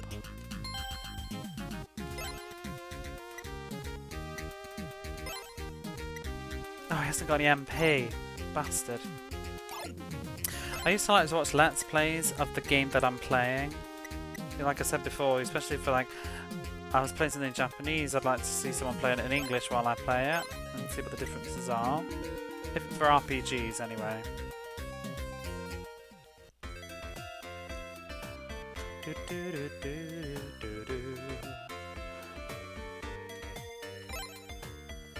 I need to buy? I'm gonna buy another one of those. I think I need to sell some stuff now. I've got too many of these bells, I think.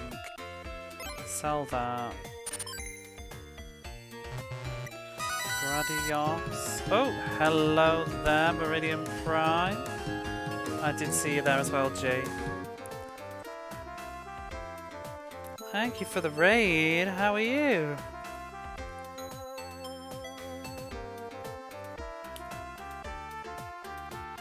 Playing that good old retro. What were you doing? Are you here this time? What were you playing today on the Super Nintendo? Usually I listen to music though. It's usually if there's no music, I don't. Yeah, I don't like silence. If there's no music, I'll put something on.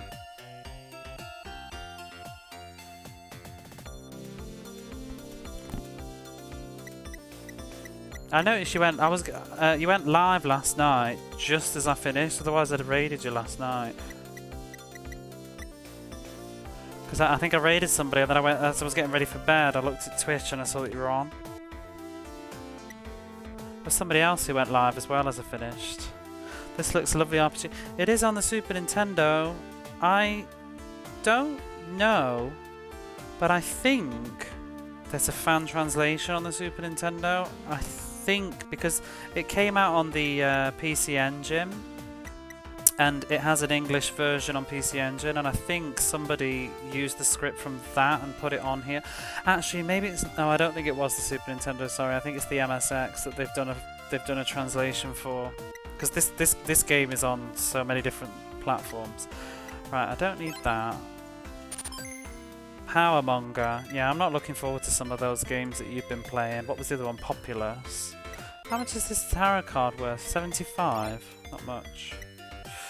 Been looking at that. Powermonger looks like the new Populous. I'm gonna cry, aren't I? Let's get rid of that. It also is. Oh, it is. So, yeah, we've got Powermonger. I'm not looking forward to it. Can you actually sell this? Whoa, I would never sell that. Go away. It's far too valuable. Sell the Gladius. I've got loads of money now. I could probably go back to that Shady Merchant. Same developers. Yeah, it's isn't it Bullfrog? Isn't it what's his face? What's that man called? That does all the stuff. Fable. Peter Molyneux. It's one of his shenanigans, isn't it? Oh, has he got anything to say? Oh, is my younger brother well? No, but I want to rest in your bed. But yeah, G, how are you?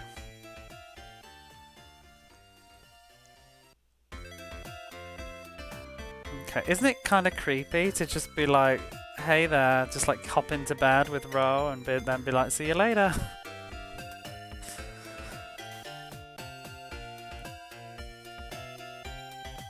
Alright, let's make a little save and we can head to the next town now, I guess. We just had some lunch and chilling. As in Final Fantasy, we have to grind to level 100. Well, that sounds okay. But it's not like Final Fantasy though, is it? I wouldn't mind that. I mean, I'd mind it, but I'd mind it a lot less than grinding something like Populous.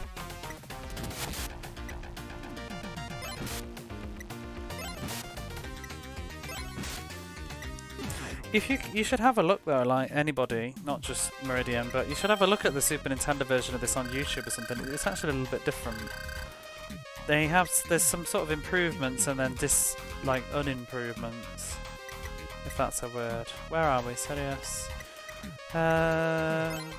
Let's.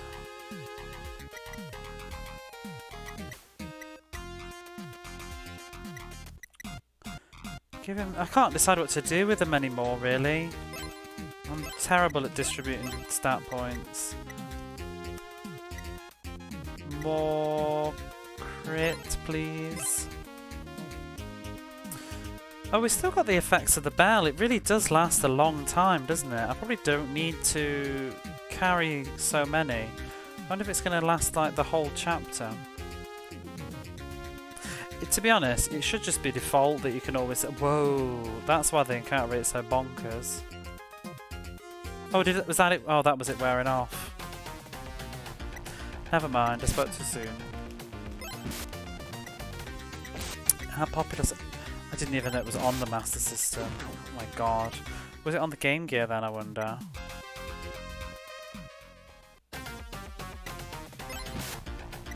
Good luck, Moon. Thank you, Retro. How are you? Populous was interesting on the console. PS1 was fun to me. It feels like it's a PC game at heart. It needs to be on DOS and stay there. Get off the Mega Drive. I don't know.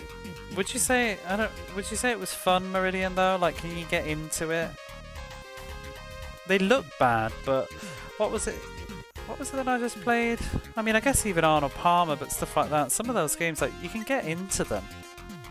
if you give them a real go.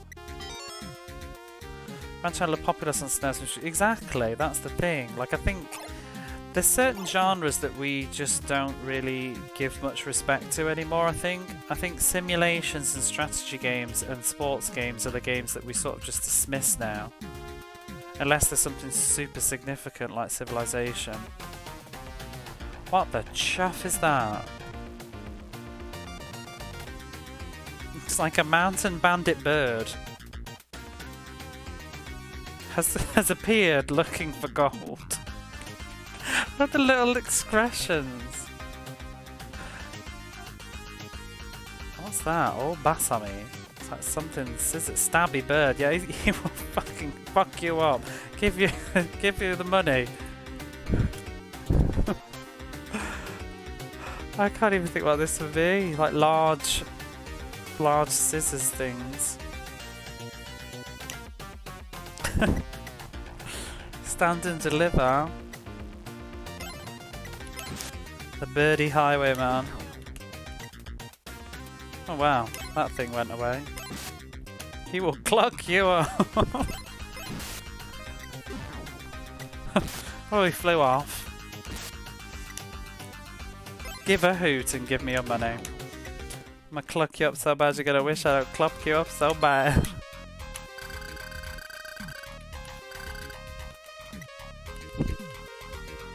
Right, let's level Gale up. Oh, we're pushing 1,000 now. Cluck, cluck, cluck. We all love Tetris, but imagine the end credits is triggered. Wow. I don't know about you, but I'm not playing Tetris. It's not even on the Mega Drive technically anyway. Thank God. Games like that, I'm not. I did columns. Hey. I did columns. I did flash columns at the highest difficulty and the highest speed. I did that. It took me ages. I did, and I did arcade mode of columns, was it? Or the original mode, whatever it was. I got past level 100 and then just let it die eventually. I played until I lost. Been enjoying these bosses. They're gorgeous, some of these sprites. Right, what am I doing with Gale? He's got loads of strength. Let's give him some more speed. I don't feel like he really needs any magic. I'm not giving him spells. I think I'm just pissing away magic points, but whatever. You're not counting the Japanese Mega Drive Tetris? It's not official though, is it? Didn't it come out? I mean, I'll play it for a giggle. Didn't it come out later? On the Mini only? Wasn't it a cancelled title?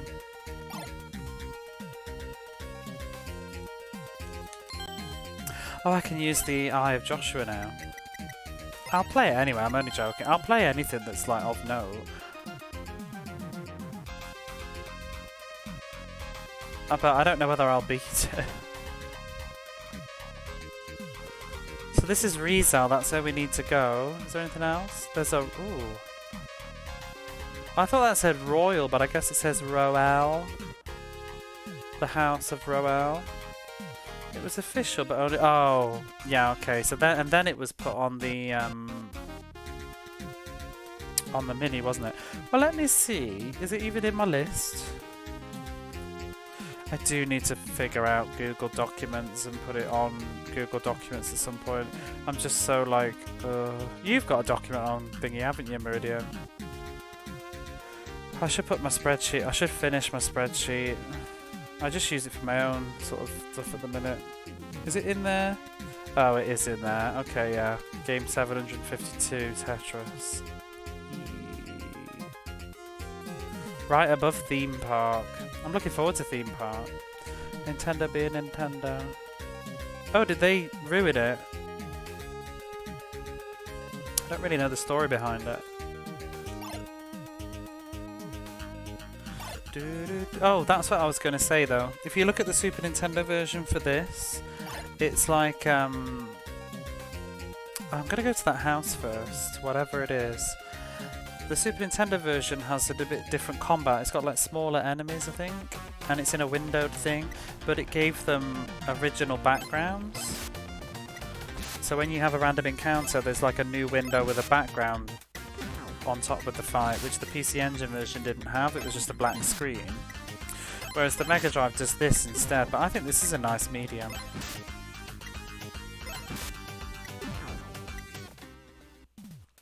strong on Sega, just like they did Tengen. It's actually much quicker. Oh. What did they do with Tengen? What games were that? Like, because there's some weird ones like Marble Madness and Clax, isn't there? Oh, that bitchy bird just stole 50 gold.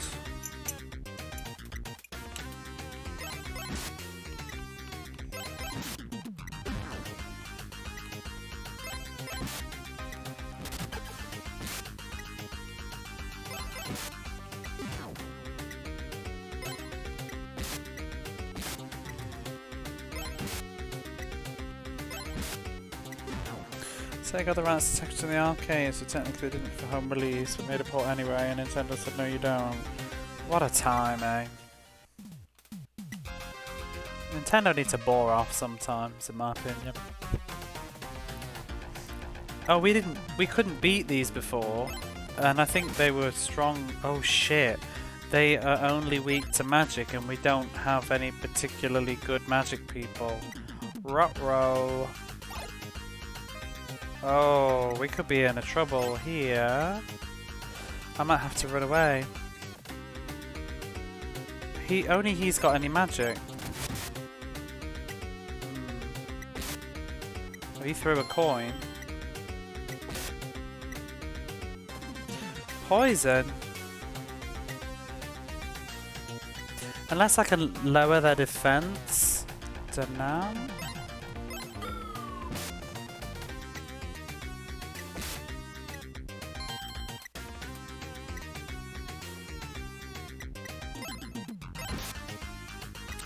No, I'm just gonna run away. I can't beat them.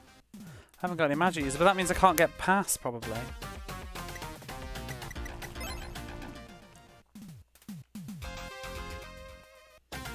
Which one is it? Oh my god.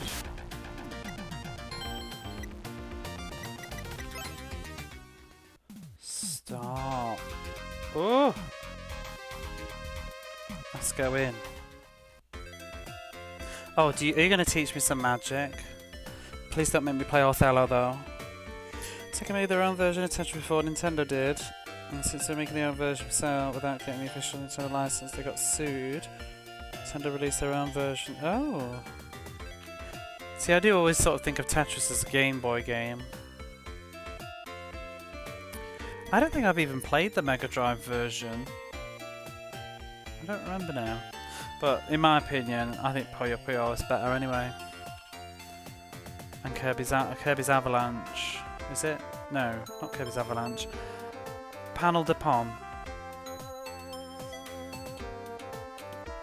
Yoshi Safari, is it? I quite like Pac-Mania as well. That's a good one on the Mega Drive. We don't talk about the other one though. We don't need to know about the other puzzle game that's on the Mega Drive.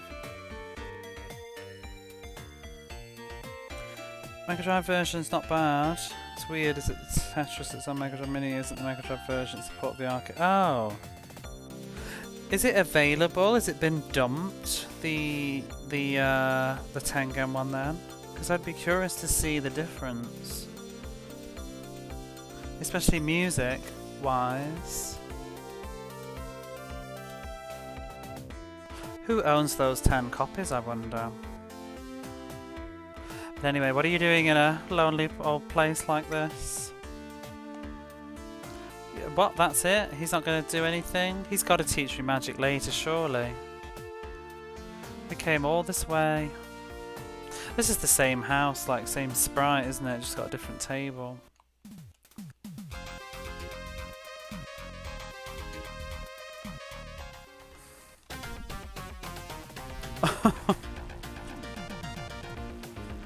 Bro Kong. I don't even... What? I don't even know how to begin thinking about what his name... Bro Kong? Bro Kongu? Oh my god, I just put bro into the dictionary. I'm not even gonna tell. The person that just came in the dictionary is an unrelated word, just blowjob. I'm like, it's not that, I don't think. I'm trying to unravel what the name of this bear would be. Bro Kong?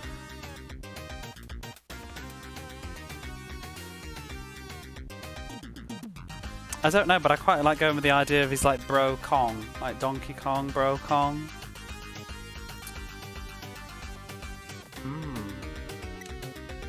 Well, he's gonna get smacked anyway. In fact, is it in the manual? Let's have a look. Maybe it'll say something that might demystify the situation a little bit. Let's have a look. Where has it gone? Whoa, that's too far.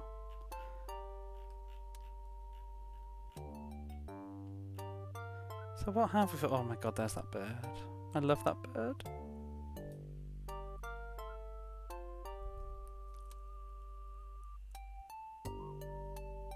It's a horrible bird that steals money.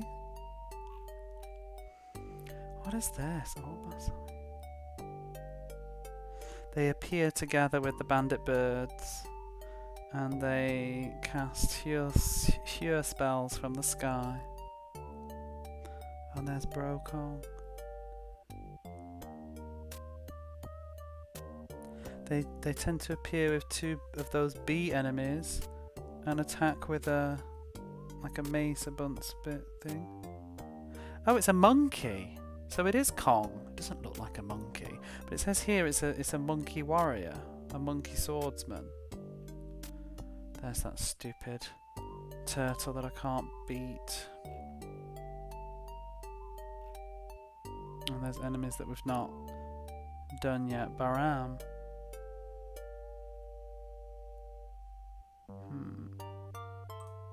So it's technically a monkey then. Okay. If you say so, game. My fault. The whole thing between Tengen and Mario was on the NES, not the MD. The MD Tetris done by Sega. Ah. And the Tengen Tetris on the NES. In my opinion, it's much better than the Nintendo version. Well, apparently this is a monkey, but I'm not... I don't see monkey. It looks like a bear to me. It's the claws. Apparently, I guess that's why it's Bro Kong.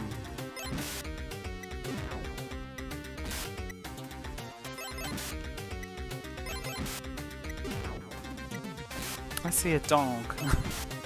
I see something, but it ain't a monkey.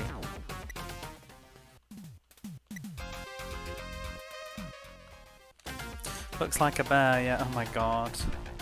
I love these birds. They're so crap as well at this point in the game. Like, I'm just kicking their ass. I feel really overpowered. Let's get out of here. Isn't it different from yesterday's stream? I feel like I'm just kicking ass of everything. I think I am a bit over leveled now and I've got all the best equipment. Except for those bloody turtles. Right, we're at a new town, but I'm going to have to take a quick break, I think. Let's see if we can... Whoops, we're going in. Before we wander about town, I'm just going to go get a drink and refresh, maybe scoff a cracker, and then we'll resume this Legend of Heroes.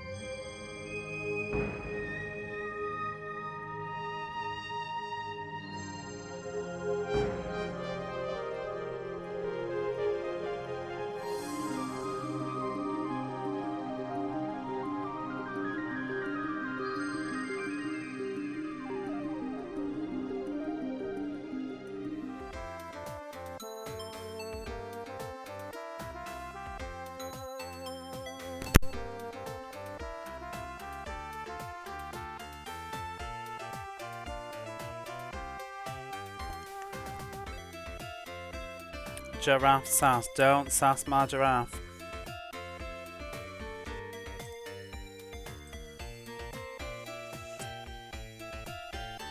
I just saw what Tinsera posted in the Discord. That beautiful bird.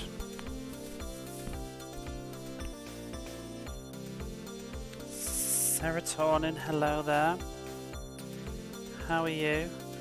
Has that thing appeared yet?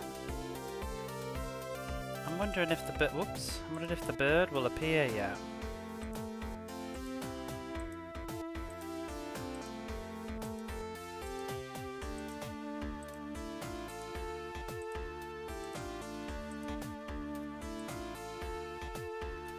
Oh, I love that slap. Bam. Isn't that so good? Bam.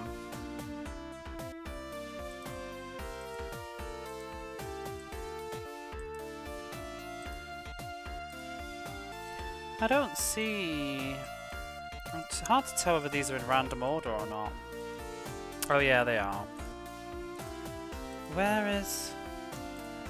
I just don't see either of the two new ones. Yeah, have they been in while I've been playing?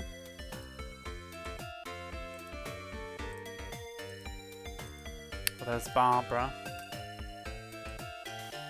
I forget what's in here because I don't look at it myself because I'm playing on the TV. Oh, I just want to see one of them.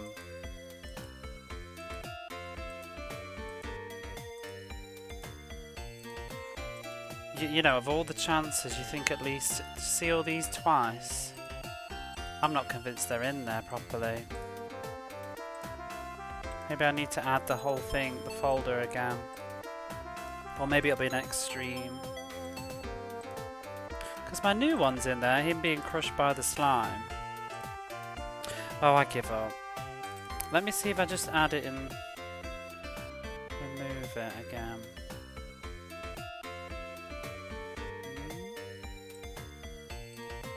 Or is there a refresh?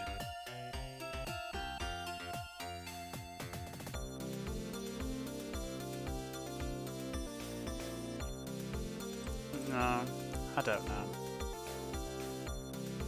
Oh well. Let's not spend all night flicking through a slideshow, eh? Art Alive, one of the best Genesis games. I think Retro Ross to redeem that one, didn't he? You went past someone under a green rock. See, no, that one I added a couple of days ago myself, so I know that it's working. I've got it set up so that just it's everything that's in a file, in a folder rather, and I just put new stuff in there.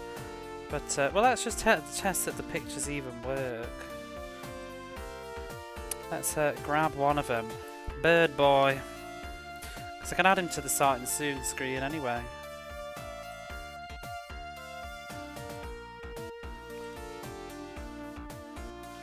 Where did I put it? Mega Drive overlay. Chat box. Because sometimes stuff doesn't even... I don't even see it in here. Yeah, they've not saved correctly. That's why they're not showing up. How very, very annoying. I guess they didn't save as pings.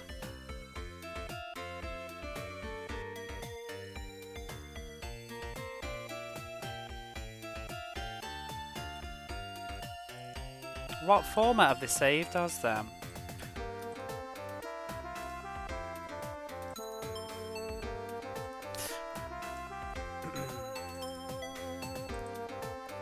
They're in the folder, but they're not the right file type, I think. They should be, though. It says PNG.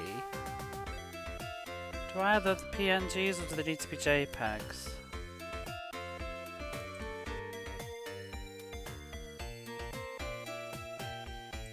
I don't even get it.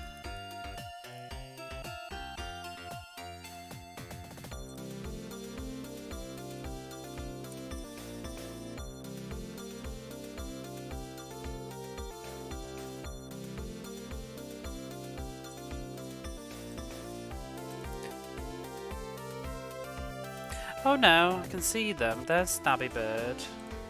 Whoa!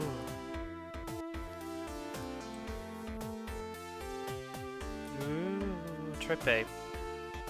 Oh, we don't need him on this scene though, do we? Goodbye. Oh, I guess I could use him as the map counter. He's in there anyway. He'll appear when he's ready. Look forward to it. Let's continue.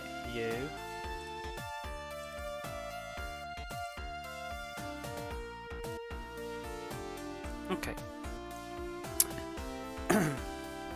Bird gonna shank ya, exactly. So question, is Yogi Bear really that bad? No, that is a... oh, the game? Or you mean that picture? Like I said, that picture. Do you know what that picture is, G? It's a horrible amalgamation of Yogi Bear and another bear from another game. Yogi Bear is bad when you're on the third game of your Mega Drive playthrough and then you get a glimpse of the terrible, terrible things to come. But when you look back at Yogi Bear, it's not that bad. It's just very average. It's very, very average. But no, that bear is the bear from Beauty and the Beast's Roar. It's the first boss. It's his face with Yogi Bear's body. But yeah, the problem with Yogi Bear is the final levels are garbage.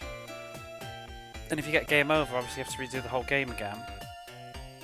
But the last levels, it's got like loads of background stuff in the foreground. It's covered in scaffoldings basically. You can't see the levels. You have to do all these stupid jumps.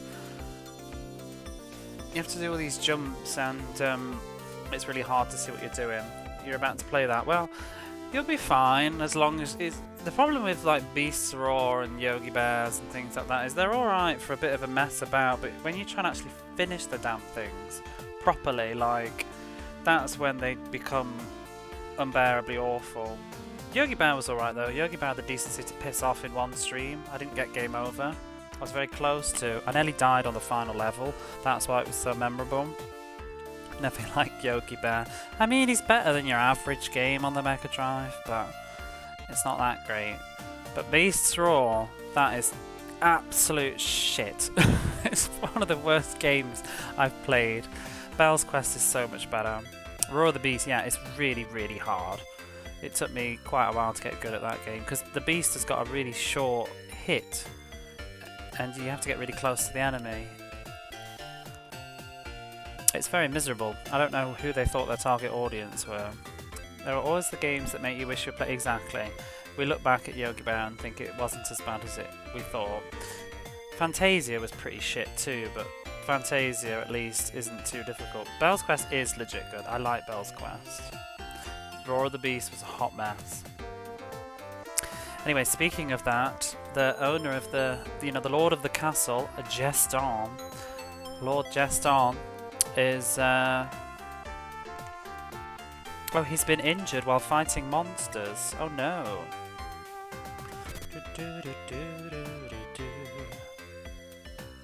Oh, you know, if it wasn't so late, I feel like just playing those games again for a giggle. Like Roar of the Beast and Yogi Bear. We should have a best of night sometime soon. Do I have an anniversary? I don't even know how anniversaries work. Does Twitch tell you when it's your anniversary? I don't know. You know, with a new feature, does it actually let you know? I can't remember when I became affiliate, whatever. It was like June? How long have I been? I don't know. I'm trying to think who was here first. I was about to say how long I've been following myself, but that doesn't answer the question at all. It tells you under stream settings, or does it? Is it gonna? It's probably gonna kill my stream to look though. We could do. I'll do this later. I guess it does. I celebrate my first official stream. See, what does it tell you though? The first time you ever streamed, because mine would be like 2000. Don't know, 14. But I streamed with no microphone, playing Ease 9, Ease 8 to myself or whatever. Whenever that came out. I think they made a new anniversary thing recently. They did, but I don't know how it works exactly because I've never bothered keeping tabs of dates. I've not done like X amount of followers, you know, streams and all that stuff. Tracks you when you hit affiliate. Oh. See, I don't remember when I hit affiliate. I think it was June. It was either May or June. I started streaming Dark Souls, didn't I? And I was tinkering with that and was messing about a bit. And I think I started that in very, very late April. And and then I started streaming seriously, I think in May of 2021. 2021, I think I started streaming. And then I think I was affiliate by July? It took a month or two. And I was still doing Dark Souls. Oh, I give people whiplash when I switch my tune. They've got people like, where's the Dark Souls? It's gone, it's gone, it's gone.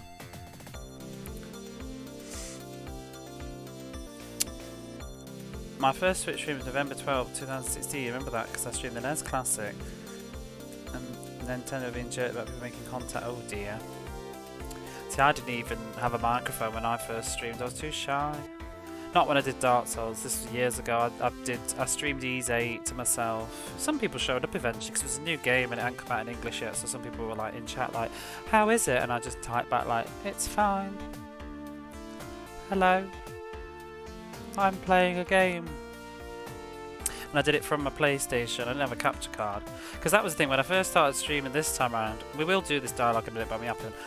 The first time I started streaming Dark Souls, I was doing it from my PlayStation. So I had no follow alerts, I had none of that stuff. I did that for like, I don't think I got a capture card until mid to late May.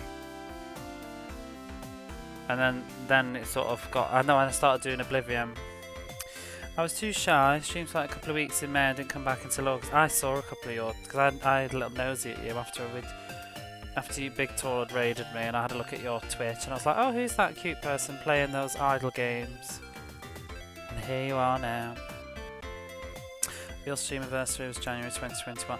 I just didn't pay attention. I don't really know when mine is now. Where's Nervous Harpist? Let me pull her name up into chat. How do you do that? Nervous Harpist. Can I do it that way? Let's see how long she's been following me. Following me since May 2nd. And they were like one of the first people to follow me when I actually started to stream properly. So, I guess, yay! It was 2 years ago-ish. Woohoo! Meanwhile, this item seller is just really fed up of me standing here and not doing anything.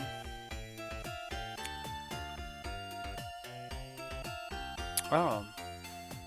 The monsters have kind of destroyed stuff in this shop, so I can't sell things right now. Please come again another day. Oh, sorry.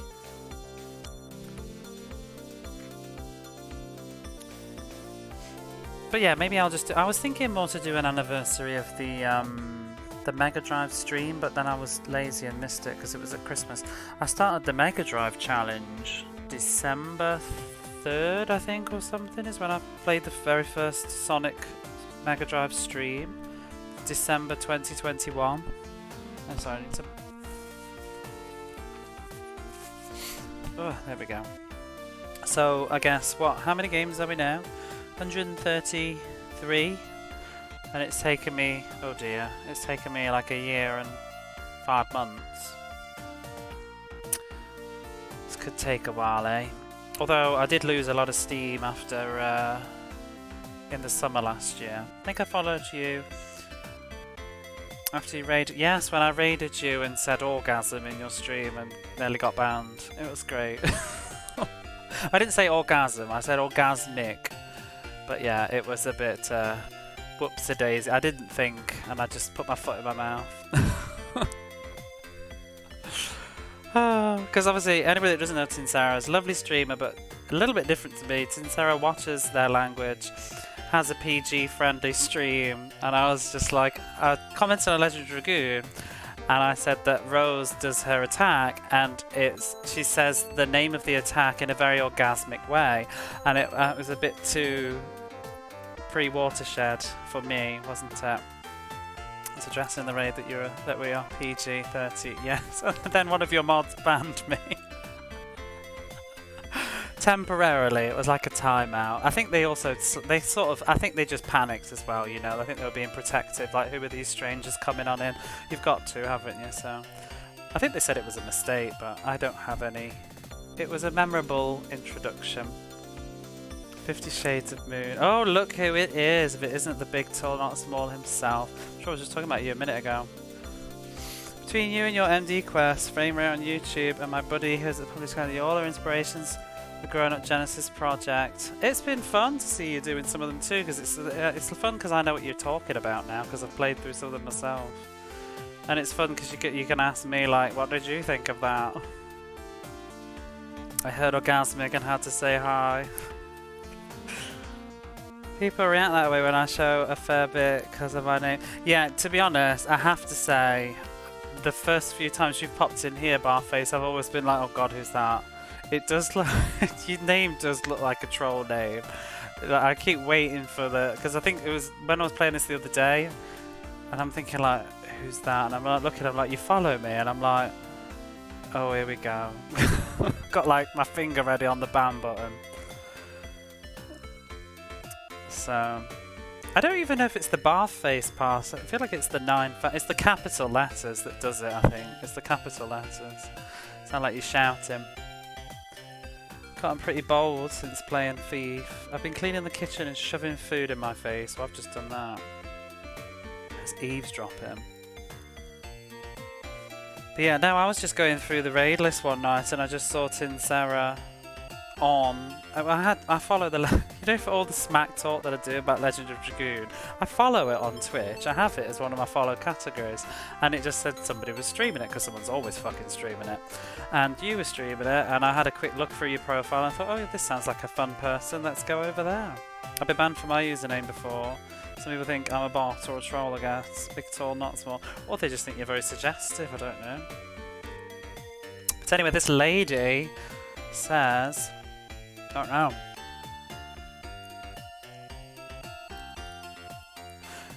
Oh, lots of, oh sorry, I feel bad for her now. We've been having all this laughter and she's trying to tell me that a large amount of soldiers have died trying to liberate this town from the monsters.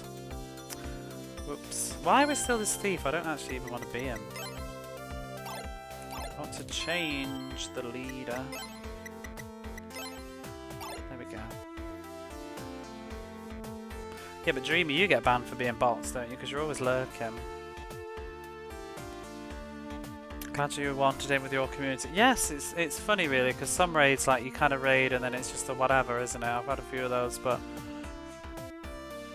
yours was definitely a good raid. It was just one of those rare occasions where I took a chance on somebody random that I didn't know.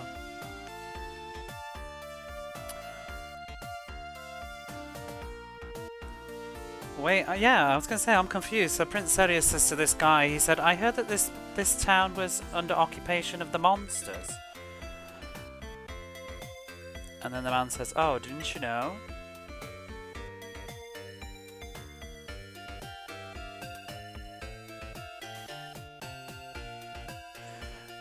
The soldiers escaped from the prison below and drove the monsters out.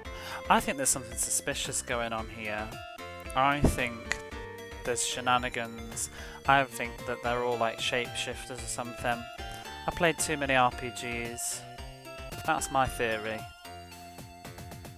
Welcome to our church. Have any business now? I think that this didn't happen. And I think that this is all a sham. Oh, you think there'd be a secret item hidden there? I get banned for coming in with a raid of a stream I left open.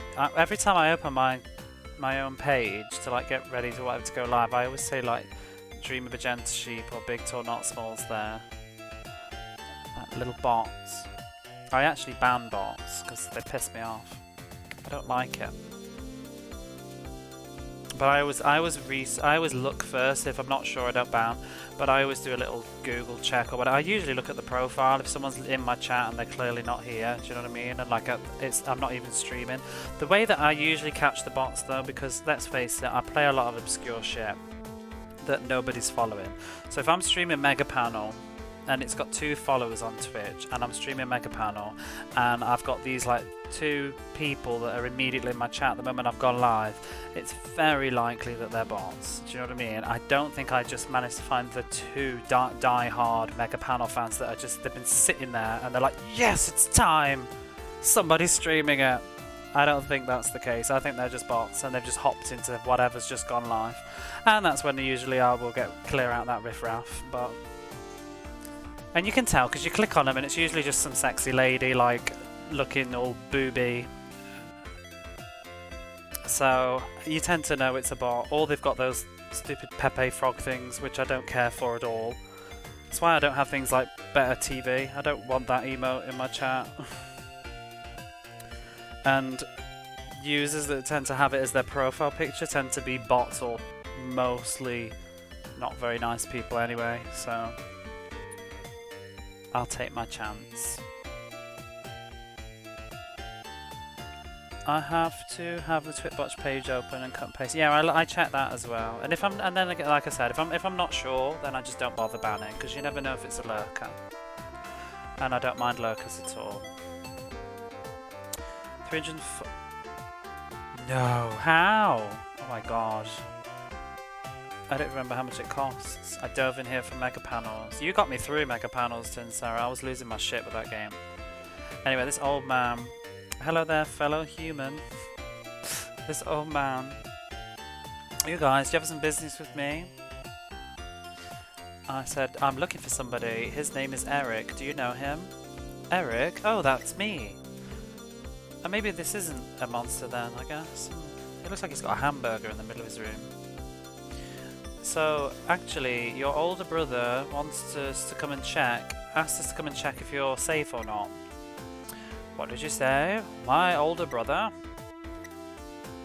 Oh, yes, that's right. See, no, it's shenanigans. It's suspicious. You don't know you've got an older brother. He's a monster. He's a monster, I'm calling it. Oh, yes, I had an older brother. I'm safe, so you don't need to worry. Please tell my older brother that. Yeah, right. They're all monsters. What did he say? I'm definitely Eric. Please tell my brother that I'm doing well. There's no mistaking that I am Eric. It's very suspicious.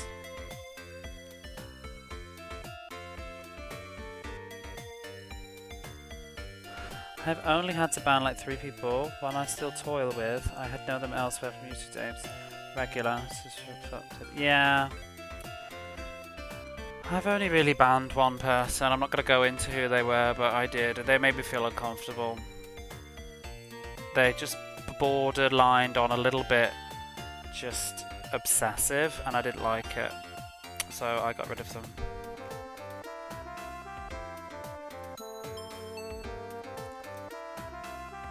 I didn't care for the way that they spoke to me in certain ways. I think they used certain language that I thought was far too overly friendly and stuff, and I thought there needs to be a line drawn here. Like, I'm not your internet, like, fantasy boyfriend or something. I don't know. Not having that. I don't know if it was quite that, but it was making me feel uncomfortable, so... I didn't actually do it early enough when I should have done, and in the end it just sort of got a bother. It's more than enough a reason. I've done that too, and until yeah, it wasn't really anything that they did well. I just remember one time they were very obsessed with like what I looked like as well, and whether I was ever going to put a camera on, and wanted to know like details like when my birthday was and stuff. And it was just like, oh, just go away.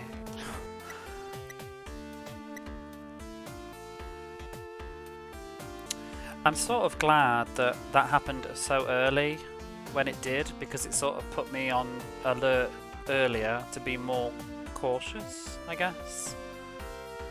I think we've done everything in town, because it was like first few months of streaming, but I let them stay around a lot longer than I should have done. They're probably a nice person, and it was probably a bit of a misunderstanding or whatever, and just I'm not what you're looking for, I think, in a stream, and I think we're just, yeah. So that was that. Like that will push you away other viewers, yeah. They were generally friendly, but it just made me feel uncomfortable. Because they just say, like, they talk to me with sort of like a pet name kind of thing almost, and I'm just like, no.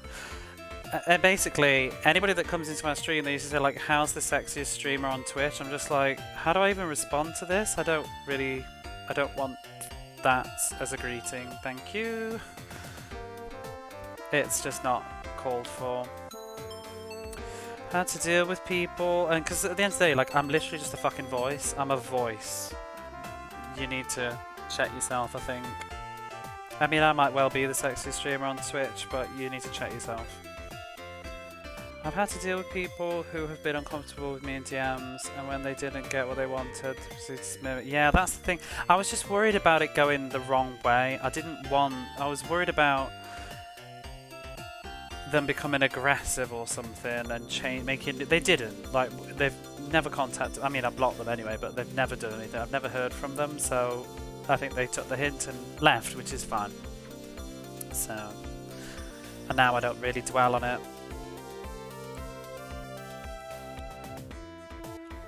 This is the entrance. What the hell is that at the end?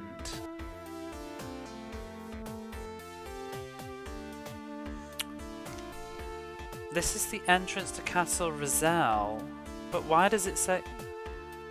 Can you see that very last character? Doesn't that look like the letter R? It doesn't look like Japanese.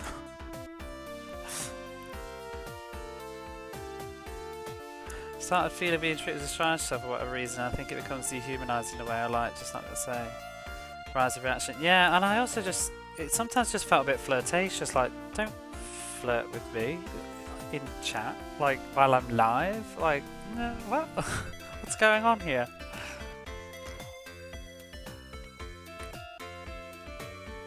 Why is there an R at the end of this sentence? Is it a hint that all is not what it seems, or is it just a typo?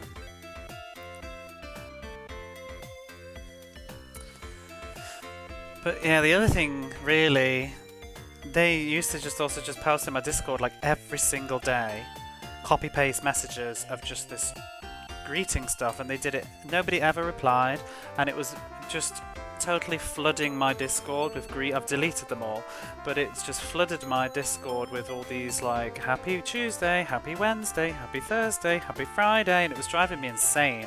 It just started to feel like they just had to keep reminding me that they existed, and I just was feeling really like, oh my god. It also made my Discord look way deader, even more dead than it is, because it was just I eventually removed the whole section. And then they just posted it in a different place, and I removed the chat thing, and I said I've deleted that because of that, and they said I know, but I didn't know where to put the messages. I'm like, well, just what I wanted to say was up your arse, but I was like, you don't need to post them every single fucking day. And I sent them I posted like screenshots back of like months and months and months of just the same fucking messages, like, go away. And I say months, so I should have done it a long earlier than I did. I feel bad now, but I don't feel bad. But yeah, that's the only person. Because the thing is, everybody else that's been a bit trolly has been obviously trolly. You know, like the guy that was like, I like listening to you, Daddy, and shoving a Wii remote up my arse. They just got a swift ban next. Do you know what I mean? It was it was a giggle, to be honest. It made me laugh. Sort of just disgruntled me at the time, but that was it. You move on. But this was sort of like, it's hard when they're nice. Do you know what I mean? That's the hardest part. It's hard when they're kind of actually nice, and I've kind of felt sorry for them too. But I don't need to be like your savior. I just want to play some video games. And there was somebody that had kind of come from Dark Souls anyway, and I wasn't playing Dark Souls anymore, so it just felt like you can just move on now. You can go. That grumpy hysteria.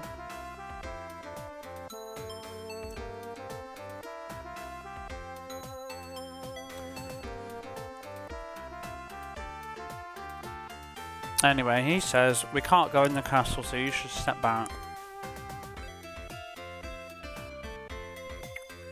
Why can't we go in the castle then?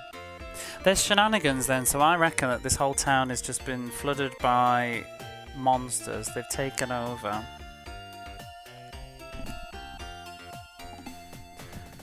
And I reckon they've got the Duke sort of kidnapped.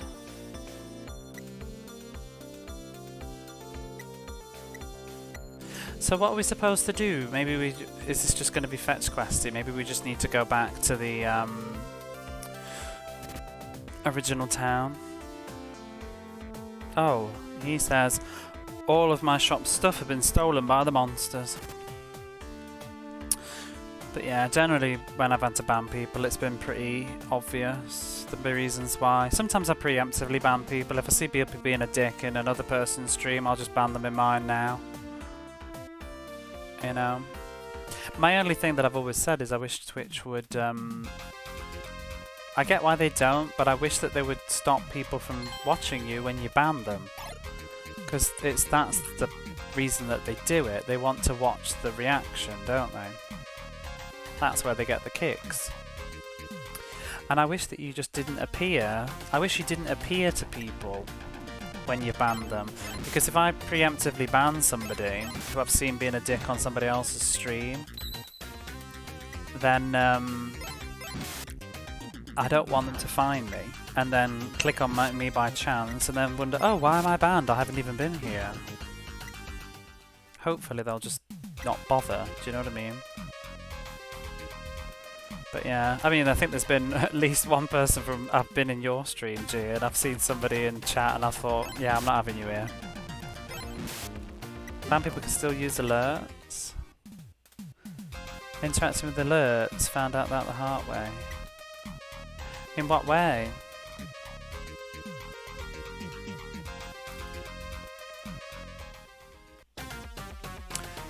It's so awkward when I ban them in my chat and then they pop in another streamer's chat that I'm a mod in. Yeah. You could block them, I guess, but you can still... they can see you, can't they?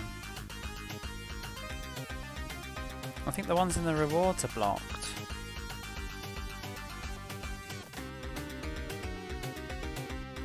But how can they interact with them? Because they can't type, can they? They can't redeem rewards, surely. I complained about that as well. Why allow them to still creep? Yeah, I don't get it. Oh, the sound alerts. Oh, I don't have extensions. And maybe I won't bother if that's what the case. Go to panels and hit the sounds. It's just an extra thing you have to deal with, although I have to say, just as a positive note, I think my initial hesitancy, you know, as a sort of LGBT streamer, that was sort of a thing that made me a bit worried about doing Twitch, that sort of stuff, but I have to say, touch wood, it has mostly been a positive experience, and it's been way more positive than I ever anticipated the internet would be. I think a lot of it's age and the category that I stream in. I think it would probably be a bit different if I was dealing with maybe more younger sort of audience and game stuff, but I think generally most people that are in retro are mature adults, and they've also, even if they don't like LGBT, I think they're mature and adult enough to not go in there if it's not what they're looking for. Do you know what I mean? Whereas younger people, I still think they enjoy to have a bit of chaos. It's not always true though, because I've seen some older knobheads going in people's chat. But #1 stream for boomers, thank you. Yes, I am. But generally, I think that I've not had too much of an issue. So we've already talked to this guy. And also, there's a very nice LGBT community on Twitch anyway. I don't like to consider myself exclusive though, I've said that before. The tag is there more as a beacon than a rule. This is not for LGBT people. I happen to be LGBT, and if you are, this might be a stream where you feel comfortable to be, but that's not actually... I don't want to have an LGBT audience or an LGBT like conversation constantly while I'm playing my video games. It's just an FYI kind of thing. It's who I am as part of my identity, so you have to tolerate that or bog off. But it's not all I am. I also am a person that likes video games and ranting about them.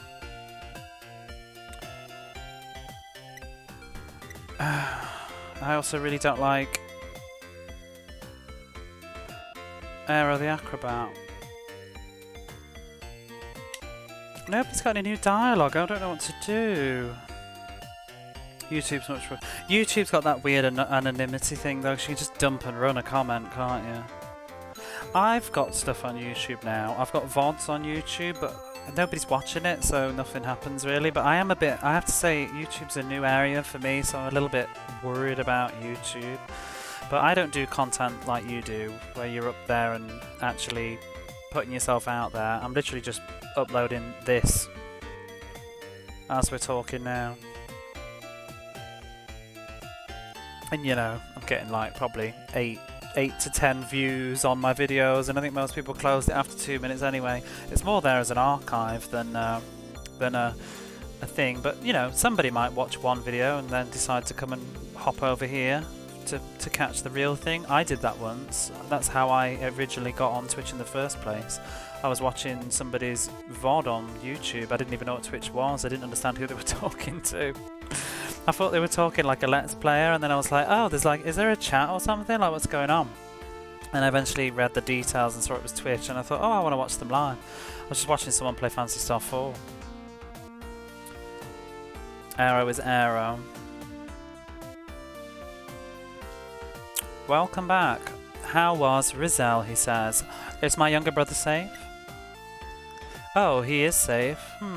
But it's a little bit strange.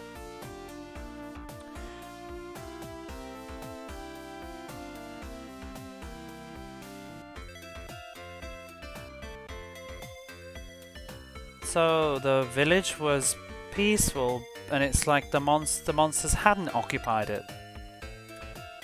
Is what the prince... Oh, I've said that. I said the village was totally peaceful, the monsters haven't occupied it. And False says, what did you say?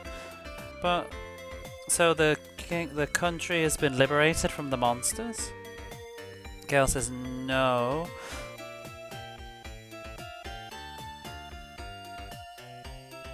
No, nothing has changed outside.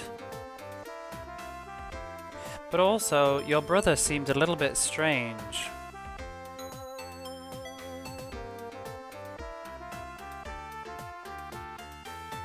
When we talked to him about you, he seemed a bit hesitant, as if he didn't really understand what we were talking about. Foal says... On my younger brother's right hand, he should have a scar that having been cut by a bladed tool. But then we said, well, we didn't notice that. Let's go and check again. Oh, for fuck's sake. Off we go.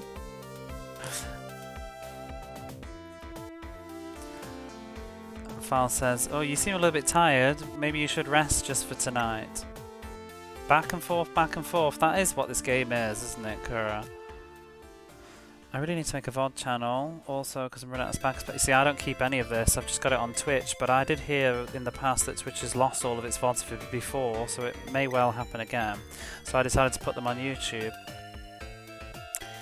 Because I figured, and I probably never do it, but I figured that maybe one day I would attempt at making some sort of like reviews or something about all these Mega Drive games.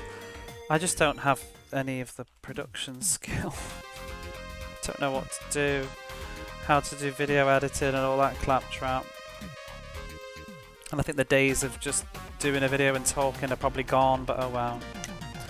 But I figured if I can keep the footage somewhere, then I don't have to play all the bloody games again, you know what I mean? I might write reviews instead of video them. Nobody reads reviews anymore, but I might do it just for my own personal chronicling. I've tried to write mini reviews on my YouTube VODs, just a little paragraph of what I thought of the game. You want to talk YouTube anytime, dear me? Thank you. I will keep that in mind. I would have thought to have asked you if I was thinking about that stuff anyway, because I know that you know what you're doing. PS4, right? There's actually very simple, easy to use video editor in it. Really? I'd probably do it on a computer though. If I was serious, I'd probably need to buy a better microphone. For a start. If you can do Twitch, you can do YouTube. Totally different, yeah. I mean, I don't think I'm particularly that skilled at Twitch either. I'm just... Don't shut up. That's about my skill.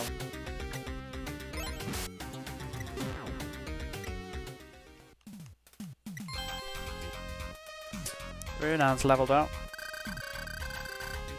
Thank goodness for video descriptions.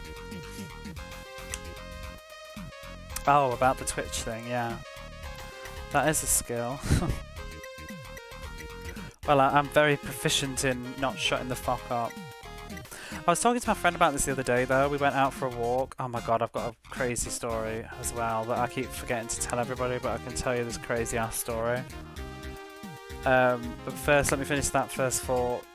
What was it? So I was talking to my friend, and I think it surprises people, like maybe you guys or other people, if I say like I'm actually quite a shy person. You might think like, seriously? Maybe because of the way I come off, but I am. In real life, I'm actually very shy. Because my friend was talking about going to do these, like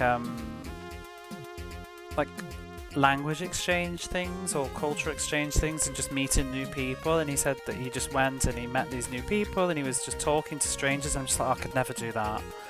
And yet here I am at 4 in the morning talking to, I mean, well, I don't feel like you're all strangers because you've all been here at least once, you know what I mean? But someone could pop in right now and I'd be like, oh, hello, how are you doing? But I don't know.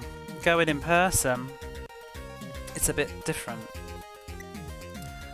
I'm not shy when you get to know me though. Like with my friends, I'm exactly like this. This is how I am with him. But the minute I'm suddenly out of my comfort zone and around people I don't know and in a strange place, I just kind of shut down a bit, and it takes a while for me to like sort of come out my shell, or like a bottle of wine, one or the other. Feels like there's this big rift between people who watch retro content on YouTube. People are less likely to watch you on Twitch from YouTube. But similarly, your Twitch audience is more likely to watch your YouTube content too if it's unique. I think a lot of people that put out content online to be shy in real life. Well, actually, you know the thing with YouTube, and I don't mean this about everybody, I'm going to make a sweeping statement, but my experience of YouTubers is that when you click on their stream, it's actually quite boring. I feel like they're not very good when they're not edited.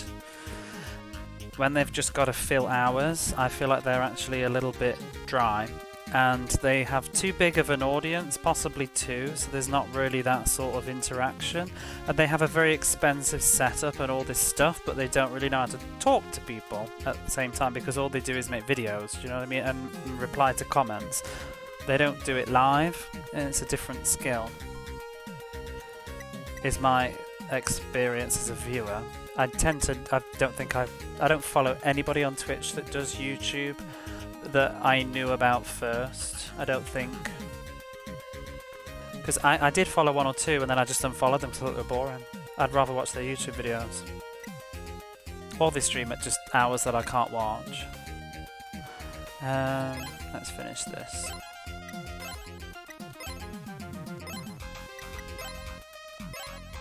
Absolutely makes sense.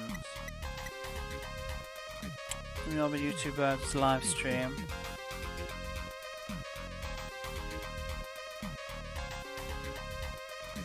Well, I think streamers that go on YouTube, the impression that I get is I think they just think, you know, like what I'm doing right now, I think they just think that they can just publish their Twitch VOD and expect to be a hit. You won't be. But at least I could admit I'm just putting it there as an archive. It would need editing. I mean, I don't think you can, there's not that much you can do about VODs. People are either interested in the game or they're not. And the difference is this is not a Let's Play. And I can't present this as a Let's Play. People that do Let's Plays, that's a very different thing altogether. I'd rather watch a Let's Play than a very long stream VOD that's not been condensed down. Unless I'm specifically interested in that person or the game. But it's hard to, and I don't think it's because it's not viable. I will watch, there's some streamers that I do watch their VODs for, but I already found them first, you know what I mean? I'm already invested in that way. Like I said, I watched this person that did Phantasy Star on YouTube, but that's because I was looking for the game, and she was the only female streamer playing the game, and I tend to gravitate more towards female Let's Players, so I just watched that. If you're going to softlock me in this fucking fight... But I ended up she was very good at just talking, even though it was on Twitch, and I didn't actually realise it wasn't like a Let's Play for a while. Streamers make monthly Twitch highlight videos though. Yeah. you do both, you need unique content. I mean, I'm talking like I know everything. I don't know shit. I'm literally like 2 years into faffing on Twitch. I only have a certain amount of people that follow me, and I've got a YouTube account that's just for archives and is not going anywhere. I just know what I like as a viewer, do you know what I mean? I don't know what to do it myself though.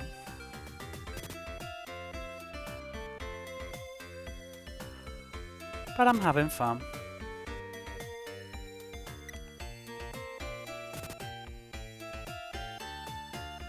It's like I was saying the other day though, like talking about doing this professionally or something, I think it would, for me, it would suck some of the fun out of it. Or a lot of the fun out of it. And I know people say that like, oh yeah, I wouldn't want it as a job though. I really would. I would hypothetically want it as a job. Yeah, it'd be great. Just staying up late and playing video games and stuff, but that's actually not really what it is though. When it becomes a job, it becomes like every game is like a fucking financial decision. Should I play that? Is it going to damage my income this month? You know, that sort of stress. I wouldn't want to deal with that nonsense. And can you imagine when you can't be asked to go live, but you've got to now because it's your job? And you don't want to talk, you had a bad day or something and you don't feel like it, but now you have to. I would not like that. I think I'd start to resent doing it. Oh shit, I'm skipping all the dialogue, oh my god. That's so bad, I got button happy. Because I was chatting. Oh my god, I hate myself because I love to read the dialogue in RPGs. He probably said some shit about not being his brother and... Oh no! I mean, I can check the VOD, thank god. You know, the one that I'll upload on YouTube. I just got so used to skipping the dialogue to get through.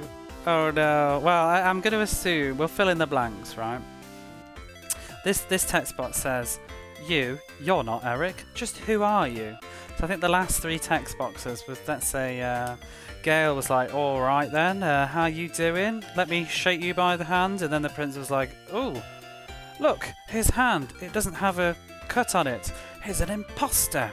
And here we are.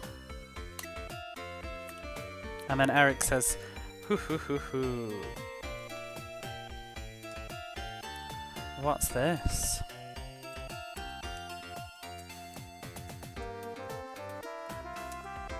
I'm really pissed off that I skipped that though. You saw right through... Because you've seen right through me, I can't let you leave here alive. You will die here. Uh-oh. A stone man. Do you know, I've got a theory though. Maybe we can get the dialogue if we die on purpose. But will we die? Because we've got so much health. It's kind of ridiculous. Oh. We can't even run away though. When did I last save? Probably a long time ago.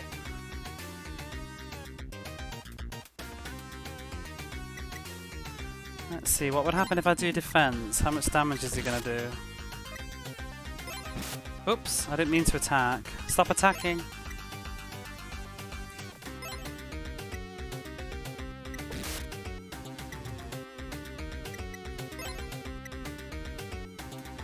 I'm gonna die on purpose and see if we can get the text back. But not to worry about if X person has done what you want to do. In the end, your voice is unique. Yeah. I mean, loads of people have done this like Mega Drive playthrough, every Mega Drive game, whatever. It's not exactly unique, is it? But it's unique for me to do it.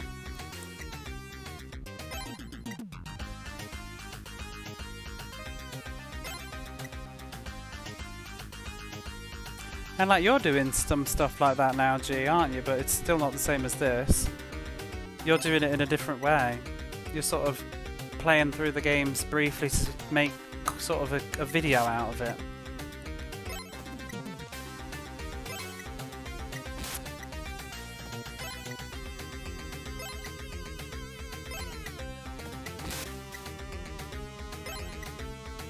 Come on, die faster.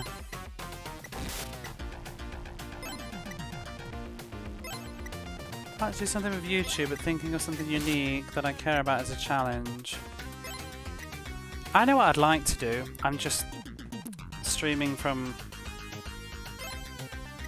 like a studio apartment on my sofa. I don't really have the production value. And I don't have the time, energy or money or skill. I know what I'd like to do though. I just couldn't get it out of my head.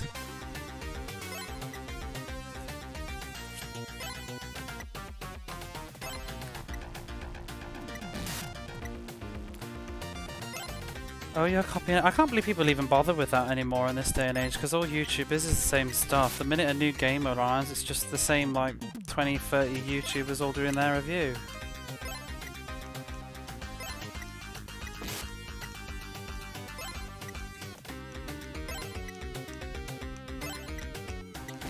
I personally, you know, the way that I see it, I find like singular reviews are a little bit dull when it's modern gaming. I'm not as interested in that. I mean, I'll go to my go-to, but like with retro gaming, I'm quite happy to watch several YouTubers talk about the same video games that I like.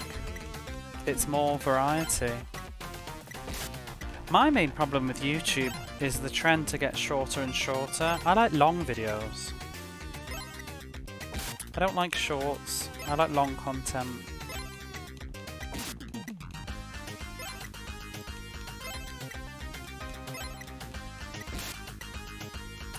Like Shmup Junkie does. I like how he's just done those. He's did the video, the every single shooter on the Mega Drive, and it's about what, 2 hours long. I just think, woo! You don't need to watch it all at once. I hate shorts. I never watch them. Absolutely not. I think they're just gross. You know when you want to die? Oh, it's because Serios has got so much blooming health.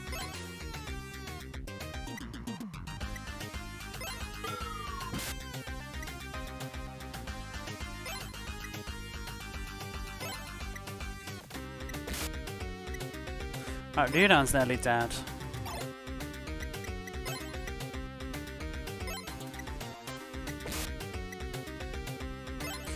Oh my god, the lengths I'm going to just for this dialogue. Was it worth it? Probably not even going to see it.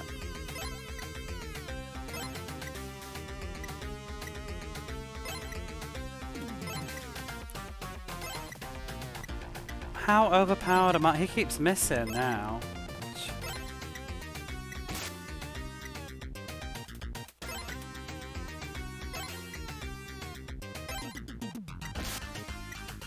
Oh, nearly dead. She didn't get so into those. Yeah. Shorts like TikTok things. Yeah, it's YouTube trying to get their slice of the pie.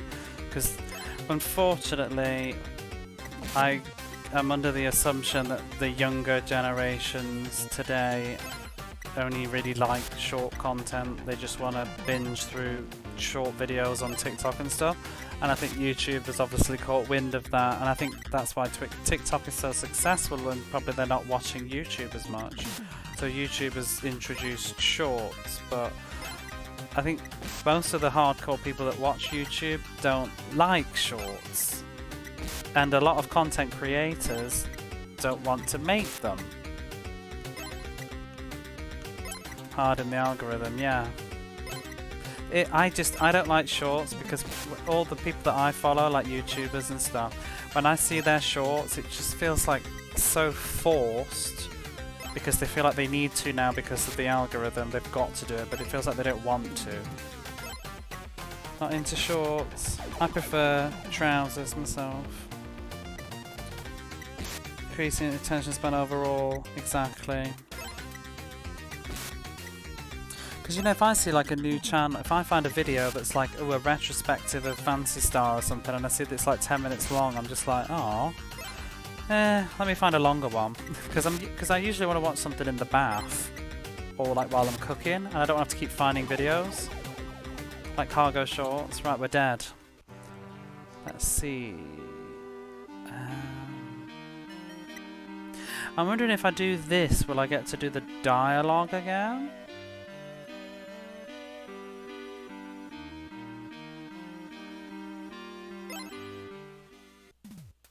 No. Oh my god! Okay, whatever. He's dying. I don't care. Go away. I'll read it in the VOD.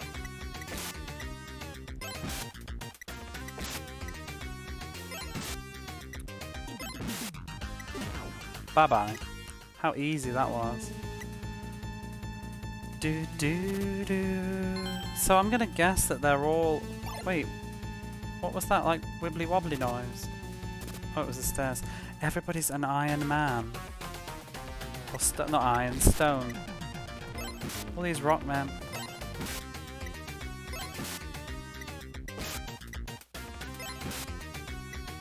Way to Genesis games and have clips.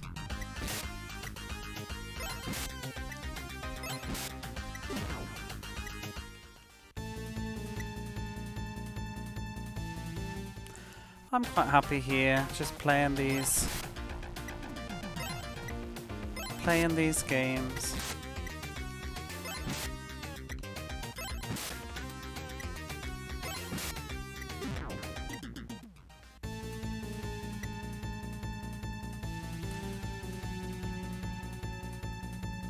Even in the church, all the stone men. I have to say, chapter 2 has been very, very long.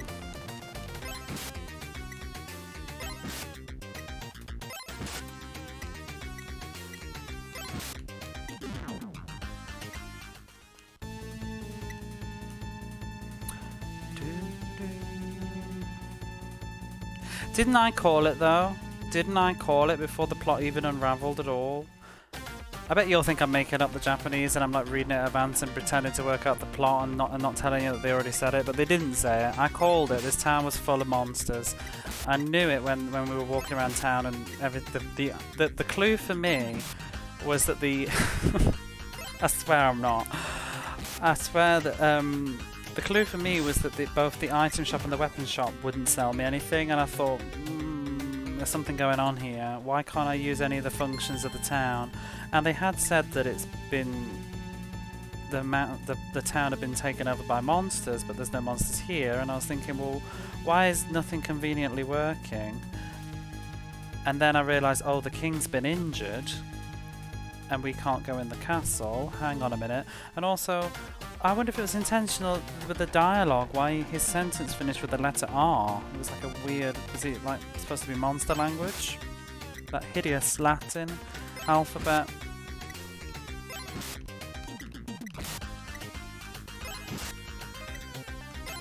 Whew, let's break into the castle. I've made up all the plots so far. Rose in bed because actually Gale like pushed him out the window.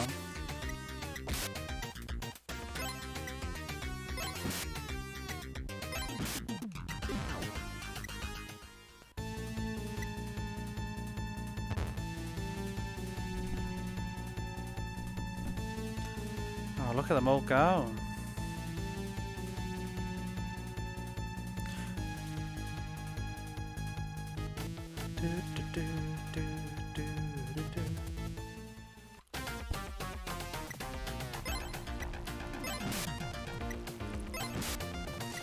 Doesn't this game have a certain quality of like it reminds me of like a TV show, like a Monster of the Week kind of, well, not monster, not like an episodic format, another adventure, and chasing the main villain, and you know, I'll get you next time. I'd have gotten away with it if it wasn't for you kids, and then he's running away. Looks like Lord Actam's blasting off again.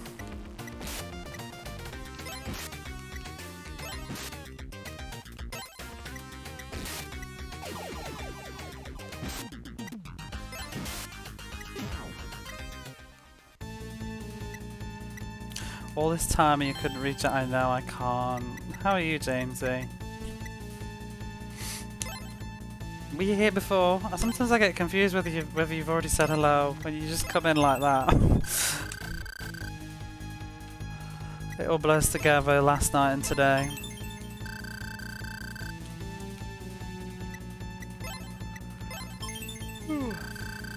Bumbling villains are the best villains.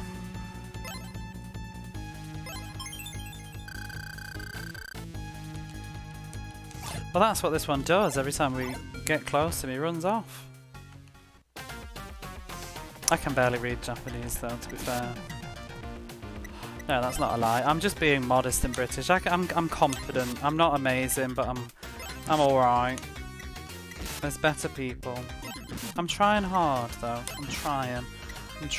I like doing it by myself as well though. I always worry sometimes that I might get a sort of like a know-it-all that shows up and is just correcting me constantly. It would kind of annoy me. I know it's helpful, but it would bug me. I'm a little bit guilty of it too though. When I've watched some people, it's hard to be quiet, but because like I have my friends that I can ask, like I see as my sort of superior, if that's the word. My senpai is old Barley Bat. And so if I'm not sure about something, like I did last night, this morning, I just asked like, what did that mean? I was tripping on this. I mean, she's not perfect either, but she's miles better than me. Nobody's perfect. But she's of the level that I totally trust her judgment. But she never comes off as patronising, so I feel comfortable to have those conversations. Because the problem too is, it's like I could sometimes ask my friends, like my actual Japanese friends, but they don't have an interest in the hobby, you know? They're not interested in video games.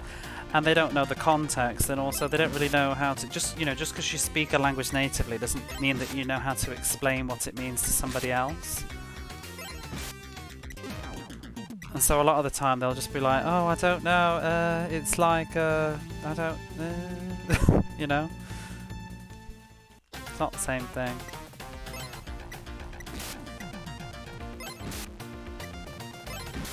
How they were streaming, I'm at work. I'm streaming, I'm in bed.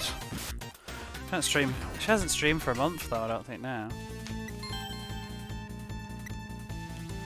And she's playing, believe it or not, she's playing Legend of Heroes 3, probably right now. So when I went for my break, I saw she sent me a message, she sent me a photo of playing Legend of Heroes 3. I need to catch up, I'm falling behind on that game. Because we were playing it together and sort of talking about the story. That's just what she's playing Eternal Darkness, yeah. She's supposed to be going through the GameCube games, but sort of just been, I think, focusing on her personal life for a little bit.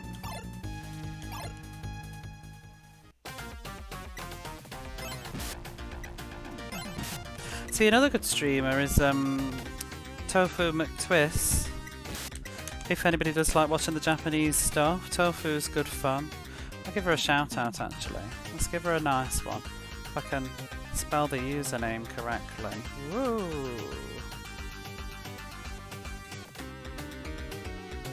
Is that done it? Have I done the right person? There she is, Tofu McTwist. She's a little streamer in Japan too. Plays a lot of English games, but also does Japanese stuff. She played the first Ys games in Japanese. Currently playing Zelda Ocarina of Time, but playing that one in English. Take a week off stream myself to rest a bit and catch up on some stuff. I'll probably slow down next week when I go back to work. I don't know if I'll bother on Tuesday, I'll probably be absolutely zombified. I might keep this game for the weekends. I think I like late night Legend of Heroes rather than trying to do it in the week.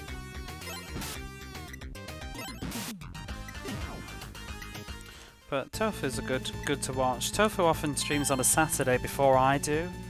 So, you know, then you don't have to miss me as well. Wink wink.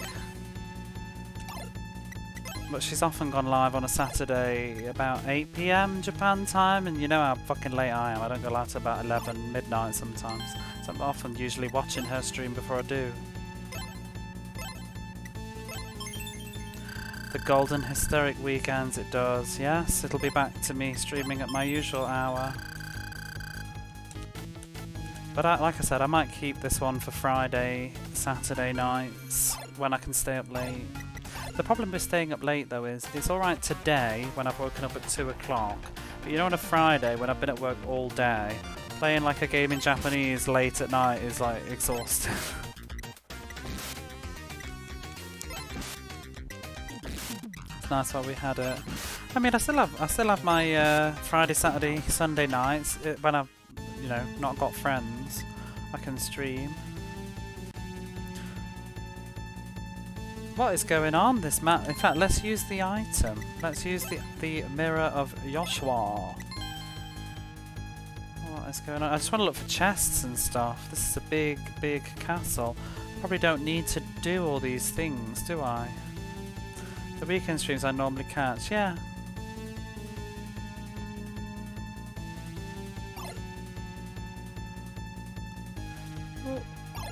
It's nice when you do. I've always wondered sometimes, you know, about time slots and things, because, you know, some time slots are better than others. And it's like, you know, on a weekend I could just stream in the day, which would be a different time for other people, but and maybe it would be more,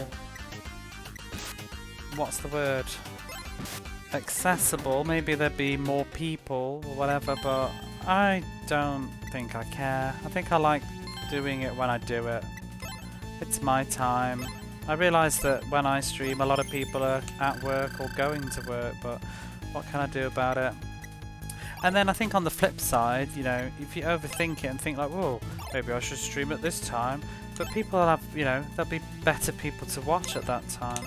So I think I'm better off in the time slot I am when there's not so many interesting people about. Actually, stop doing data streams now, unless it's an event. 200 people aren't really there. Oh yeah, I always find, I don't know, I feel like weekends are my low, as it were. People have got better things to do, I guess. I don't blame them. It is the weekend. It's only me that doesn't do much. But I stream in the evening, so. When do you usually stream, if not these recent hours? So when I go live is when I usually end. And I usually stream about 2 or 3 hours before that. So Japan time, I usually stream between 9 and 12 on the weekdays, and at the weekends is like this. Like, so Friday, probably your time, Friday day would be like this, Saturday will be like this, Sunday will be like this, but Monday through Thursday is early in the mornings. Sick of today's streams, unfortunately. 7, 8 AM EST. Could be.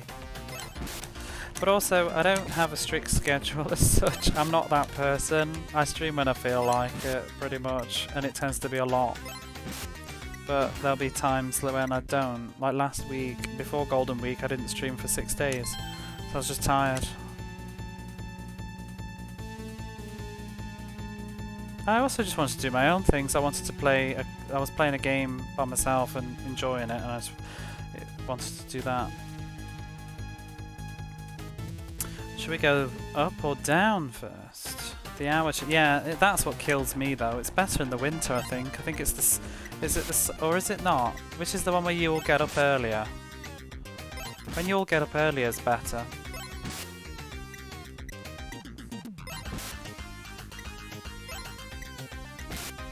Winter's better, yeah, it's the summer when it's hard. That's when people show up later, I think, then.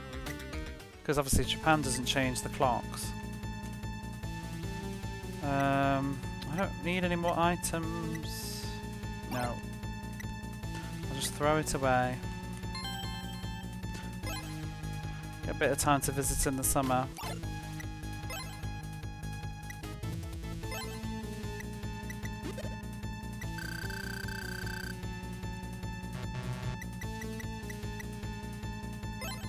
I aim to go live about 9 o'clock Japan time, but sometimes it's usually 9:30.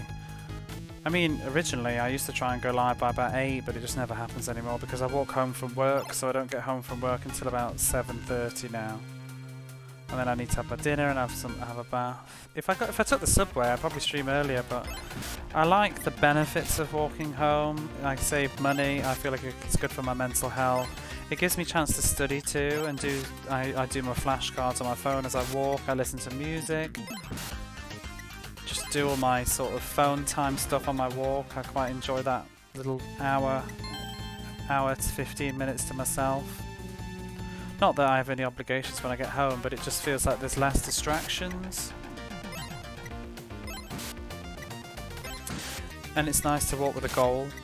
Like, going out for a random walk is not as compelling as walking home or to something.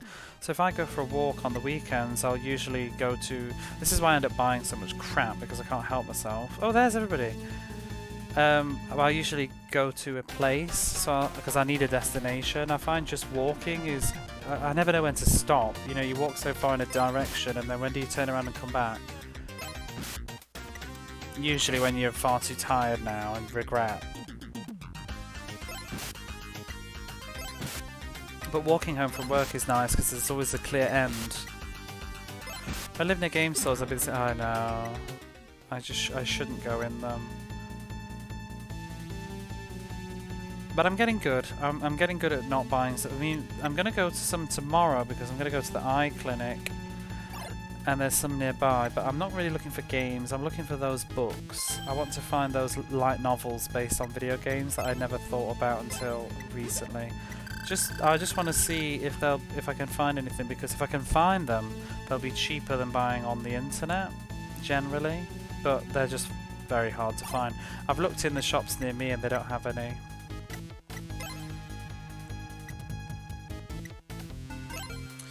Let's use a heal. Specifically, do you know one that I want to find is I want to find the Legendary Dragoon novel. Although I don't think it covers the whole game, but I'd like to have a look. It's a big reason I want to go to Japan. I don't think it's hollow though. I don't think it's a hollow reason.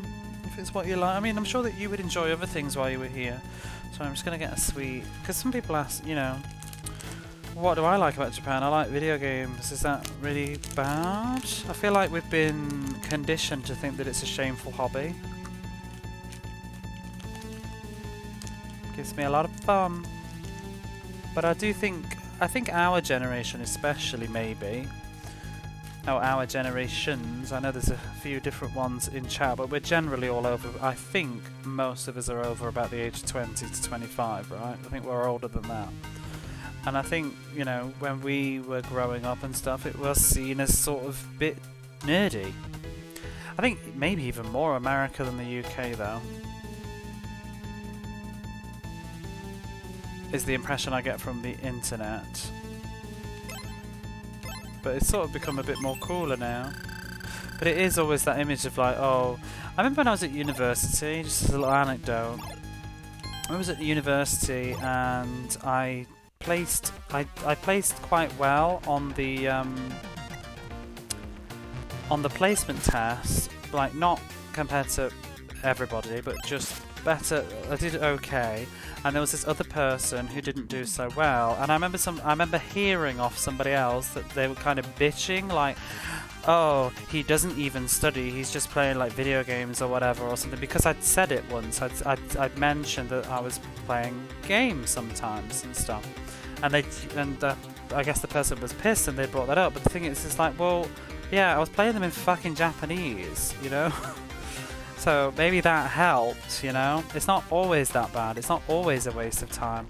When I was a kid too, I feel like a lot of my reading and vocabulary came from playing role-playing games when I was younger. I used to read games. I wasn't just playing Grand Theft Auto. I was playing Final Fantasy, I was playing Suikoden, I was you know, all those games as a kid, and I was always, and I still am, when I'm playing games in English, if I don't know a word, I always want to know what it means, and I'll get a dictionary, look it up, and when I was younger I'd ask my mom or something like that, you know. So I think they're just a tool. They're as bad as you want them to be. I mean, obviously, I don't think a child should spend their entire fucking life on playing video games, but everything should be moderation. I'm just old and have no control. I'm just more embarrassed to people that go to Japan and treat the culture like an amusement park. Yeah, it's a bit of a thing. I see it a lot on the internet. There's a lot of like Orientalism lately. About, you see all these. I saw a YouTube video the other day where it's like Oh, what was it? I don't know, but there's all these language videos and all these videos. It's like, why are people so absolutely fascinated with just the Japanese language? Like, why not? Why don't we have these videos about France or where else? It's just this sort of exoticism. So afraid of being that person. I think you wouldn't be. And you're allowed to gush over certain stuff. There's nothing wrong with that. You're a tourist. I mean, other countries too. I think sometimes people get a bit smug about Japan, like, oh, I know Japan in a more profound way than you do, just because you're here to do your anime convention or whatever. Well, so what? Have fun. As long as you're not like an asshole. Most of my family's still in the Mediterranean, so I've been overseas for a good bit, just that far out. Oh, I'd love to visit Greece again. Anyway, this soldier says, who are you? I'm the prince of the kingdom of Farum. Prince Serios. Ooh, is that my uncle? Geston. There he is. Serios, you're Felicia's son. My name is Geston. I'm Felicia's brother. I know there are Japanese tourists that romanticize, but yeah, it does happen here. Japan's pretty obsessed with France and Italian food. Like what you like, don't be a dick. Yeah. The thing that I don't like about Japan, though, I have to say, is I find it very tiresome that everybody wants to be a content creator about Japan, like on Twitch. Like, you go and just chatting, there'll be loads of people just sitting in restaurants and stuff, like videoing, broadcasting their dinner. I think it's really rude. I would, as a consumer, like a customer, I would get very irritated to go out for dinner and someone's just like fucking videoing me while I'm trying to eat my dinner in the background. I don't want to be on your Twitch broadcast. I don't want to be in the shot of it or anything, you know what I mean? I think all that stuff is really, really kind of rude, and I would say that most of the time they've not asked permission. And I don't mind a cheeky YouTuber walking around a shop as long as they do it in a respectful way. You know, you see those videos and it is interesting, but just don't get in the way. And I like it when they try and carefully, they edit out. You tend to know the good YouTubers because they tend to edit out people. You know, they don't show them in their shots because of privacy. And I think that's the better way to do it. You don't need the sound, and I think some of the best YouTubers too, they also video it silently and then add audio later and stuff, so... Fortunately, there's videos of what's hot in retro gaming now on YouTube. I don't mind, see, like I said, I don't think those are too bad, but it's just the, like, eating in restaurants and stuff like, for God's sake. Or walking around in the streets all the time. It's just, yeah. People should start videoing in real life UK pub videos. Anyway, he says, Prince Edia says, so you're my uncle? Well, I'm glad that you're safe. I'm going to open the prison gates. Justin says it's useless. You won't be able to open it, this lock. It's been sealed with a strong power. For you to open this, you'll have to go to the audience chamber on the second floor. Helnild. You'll have to fight and defeat the monster called Helnild. However...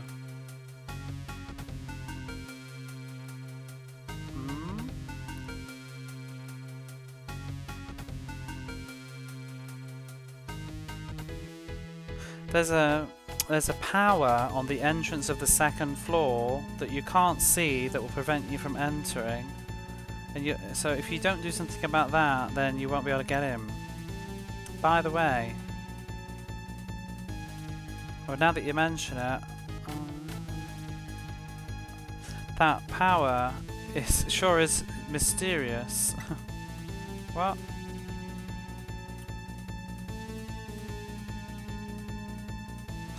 The soldiers were unable to pass through, and it kind of sent them bouncing, flying backwards.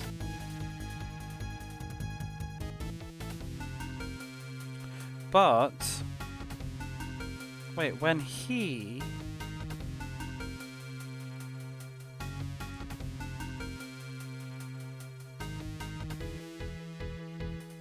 wait, what?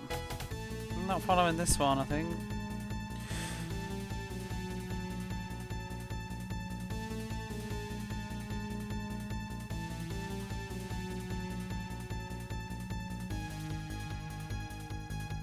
think he said about the people that were close to him were able to pass through. Road Warrior, hello there. Is this on Mega Drive? It is. And of course, the those stone man monsters were able to pass through.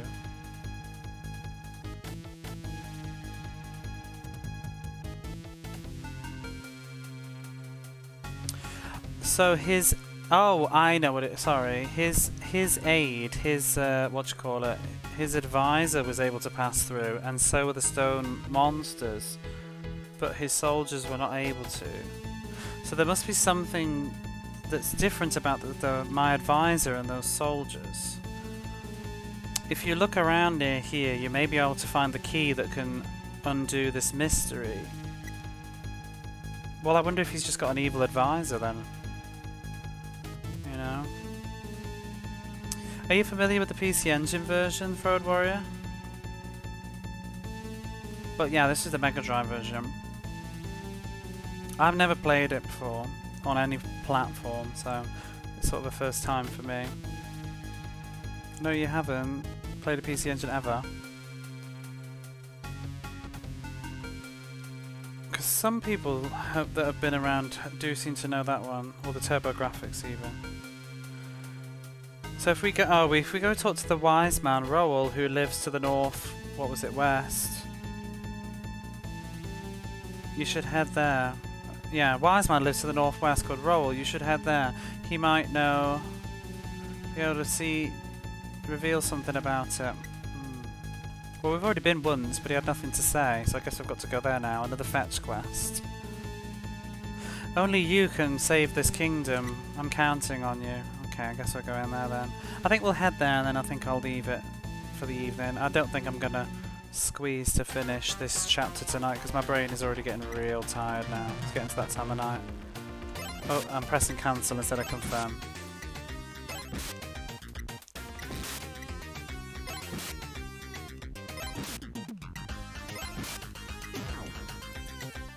But yeah, the Mega Drive version of this is unfortunately just Japan only, so, and nobody's done anything with it yet. So if you want to play the Mega Drive version, this is what you get.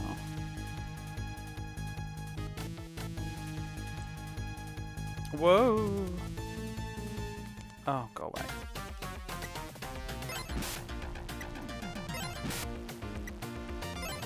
So there's some sort of magical barrier, I'm guessing, then that will prevent us from going up to the second floor. And he seems to be saying that his advisor was able to pass through, but none of the soldiers were able to. His advisor and these stone monsters could get through. So there must be some sort of connection. I'm guessing his advisor is the one that sort of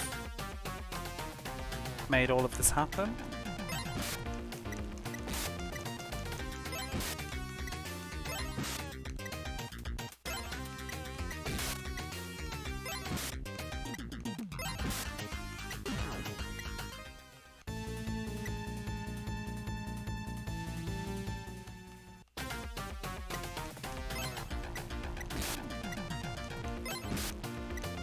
I guess sometimes I forget though with Japan videos how interesting some of it can be, because so much of it to me is it's either just incorrect or it's just mundane and dull. The same like top 10 things that are strange about Tokyo, or top 10 etiquette things that you may not know. It just gets a bit I mean, I remember once it wasn't an English person, that was a Japanese, because I mean the Japanese YouTubers are all doing it as well, because the Japanese YouTubers themselves have realised that it's a very profitable sort of business. I remember I was walking into town a bit ago, like maybe a year ago, minding my own business, and this Japanese guy, young man on his bike, got off his bike and said, excuse me, I'm filming a YouTube video, would you mind if I ask you some questions? And I'm just like, no thanks, I don't want to be in your video. I just want to go and do my shopping. I don't want to do so why did you come to Japan, or how, are you a tourist, blah blah blah. No, I just want to go and do my shopping.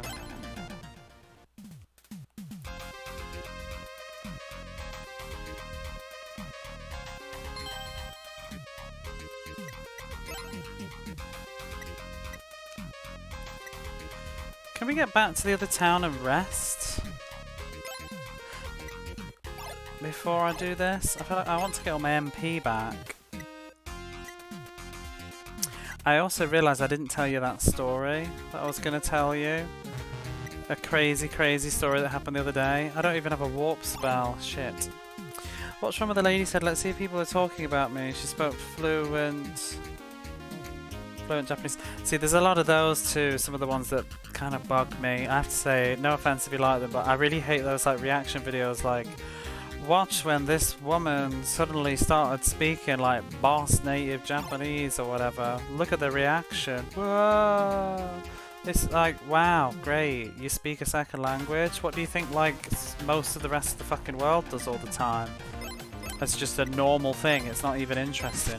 You don't see those videos of like back in the UK when, you know, I'm working in the supermarket and this guy who's obviously, I don't know, of Indian descent or Pakistan descent or whatever, has come to the UK and is speaking English and is speaking like pretty good English. There's no whoa there. It's like, damn right you are, this is the UK. Rah, you know?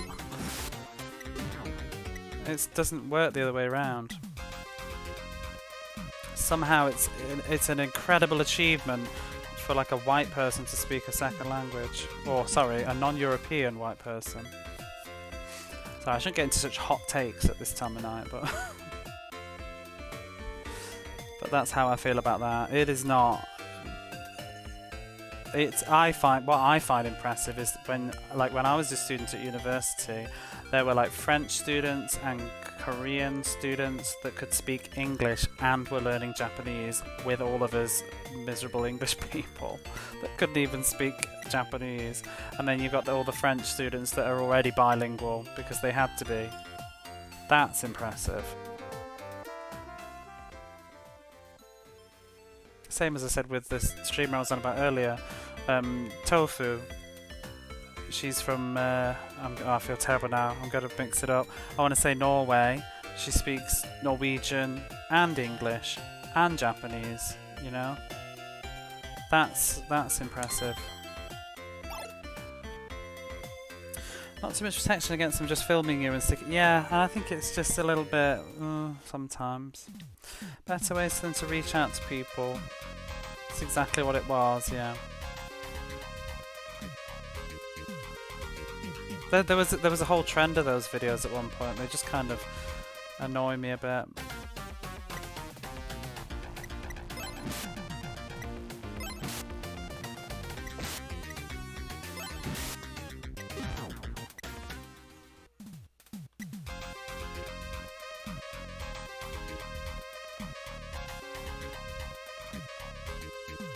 I don't know, I just think have a bit of modesty about yourself. Like this bro Kong over here.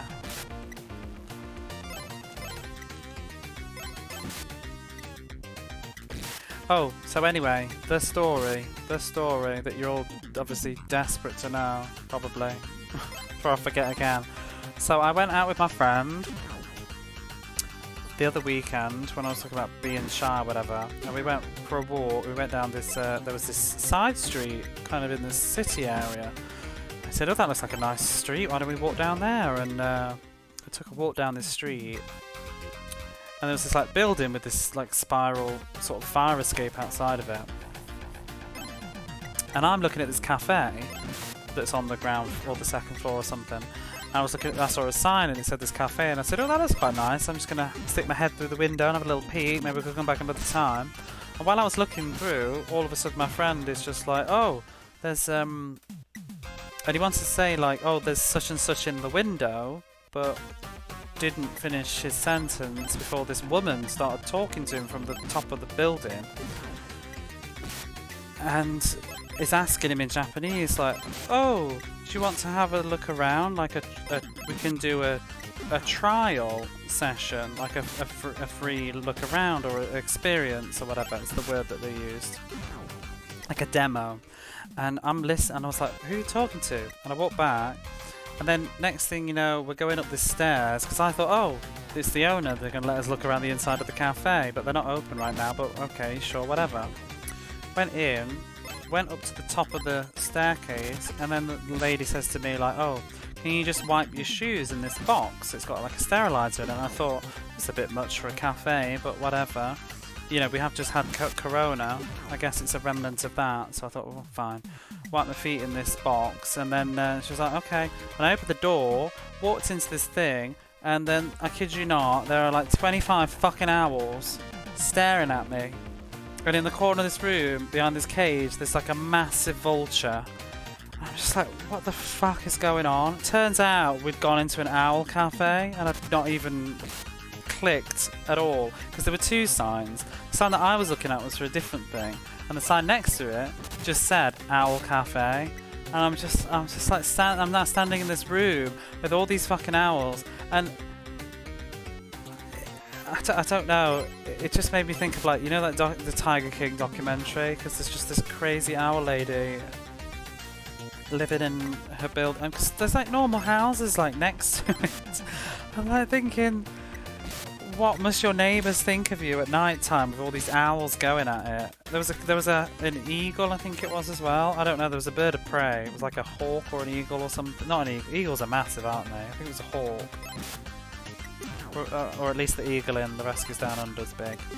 But yeah, the vulture was, you know, about the size of my head down to my waist. And it was behind these bars. I'm just thinking, the owls I can just about handle, but where the fuck did you get this vulture from? And what does it do? It can't go anywhere. It just sits in this cage all day. And it's not a cage, it's like a prison. It was like a bars, obviously, because I assume vultures are very dangerous. And I'm just standing in there, and my friend's like talking, and she's like, "Oh, your friend looks a bit nervous," and I'm just like shocked. And my friend's doing all the lip service, like, "Oh, well, anyway, we best get going. We'll come again and bring our friends." And she's like, "Oh yes, please do." It's like a fucking owl cafe.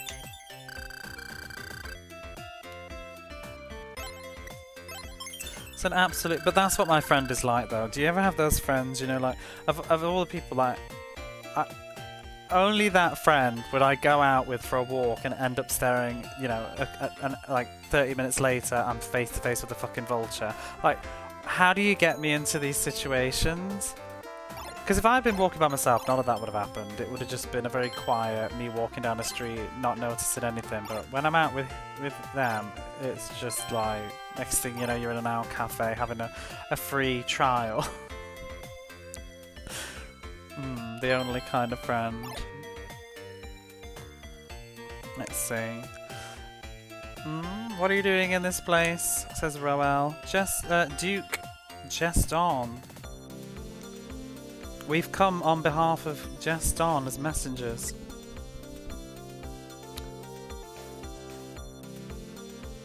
So now Castle Rize has been occupied by the monsters, and the Duke Jeston is being held in the dungeon below. What did you say? Says Roel. I've noticed that outside the number of monsters has been increasing. However, to think that they've occupied the castle. And Prince Celia says, Helnildo.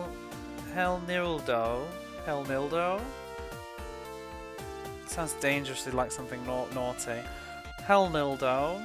There's a monster boss called Helnildo, and if we defeat him, then we'll be able to rescue Jeston. But the stairs that lead up to the audience chamber where he has got some power that we can't see that won't let you get near. Woof. And that power that we can't see, there's something strange about it. It seems that the soldiers can't get by, but the stone men are able to pass through with no problem. However, furthermore, not however, furthermore, it's bedtime. Furthermore, the Duke, Jeston, said that his advisor was able to pass through.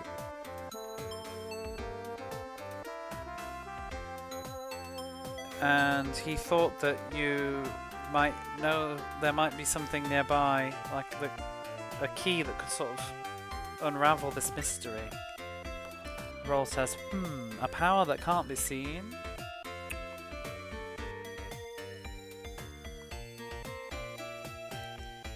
Then it must be that around the stairs that lead to Nildoru, or whatever, there is some special magic's arts at work cast over it.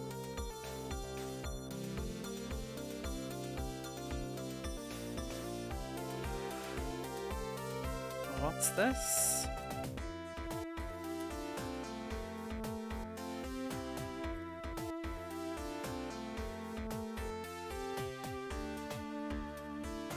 Good friend, yeah. Oh, a clue.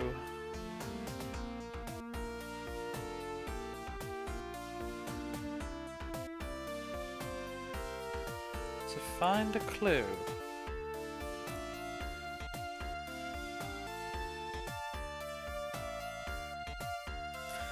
But those monsters are the differences between you and the monsters are too vast, too many. That won't lead to any sort of hint, is I think what he means there. So we don't have anything in common with the monsters, so we can't sort of figure out what the difference might be. So first,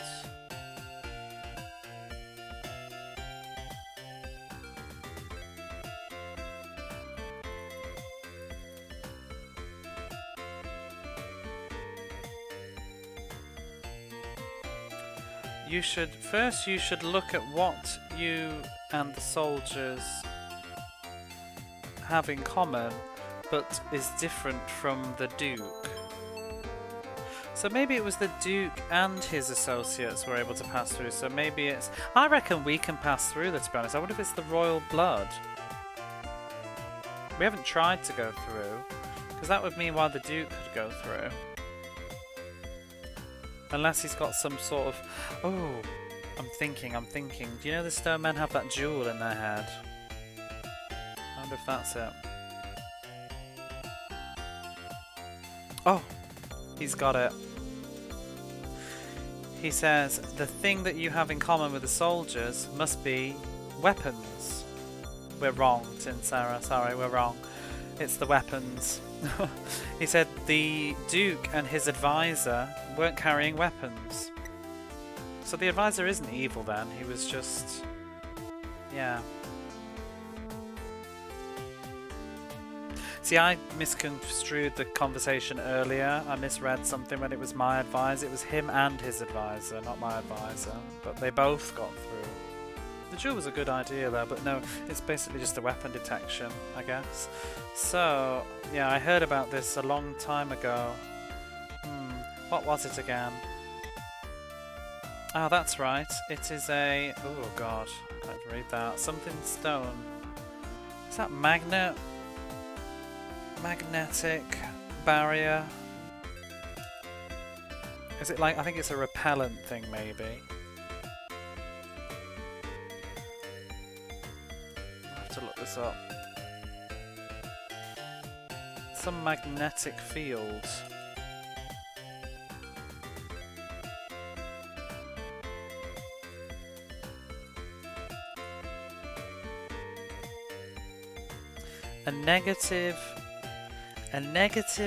A stone of negative magnetic field. It's the Gilmore.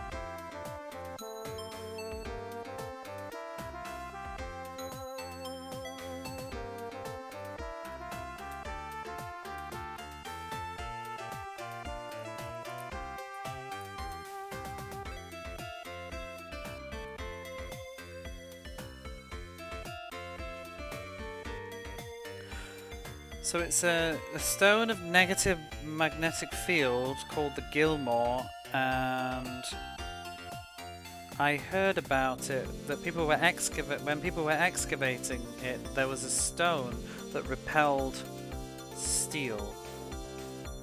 Or is it no, iron, sorry.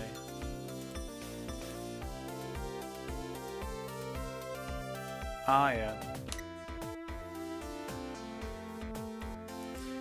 So that Hell Nildo must have brought the stone here. Well, now that we know that, things will progress quickly, kind of thing. Oh, I can't even think how to. What? There's an expression for that, but I can't think of the word. This will be quick. What is it? Now that we know that, it'll be easy.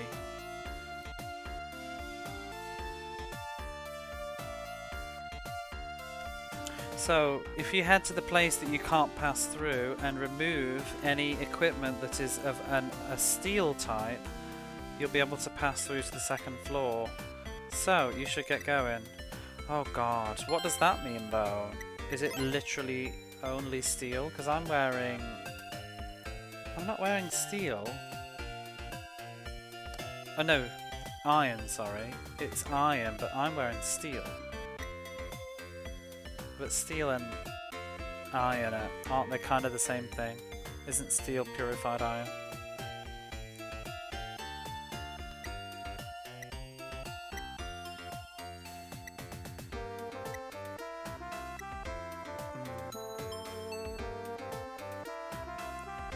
Well, they've got steel. He's got steel armor, steel shield.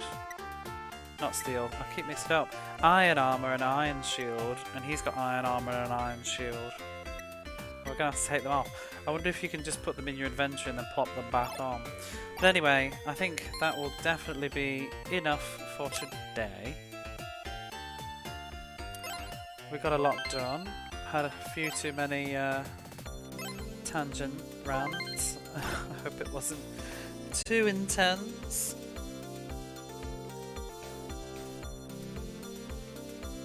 And I think that's all for me.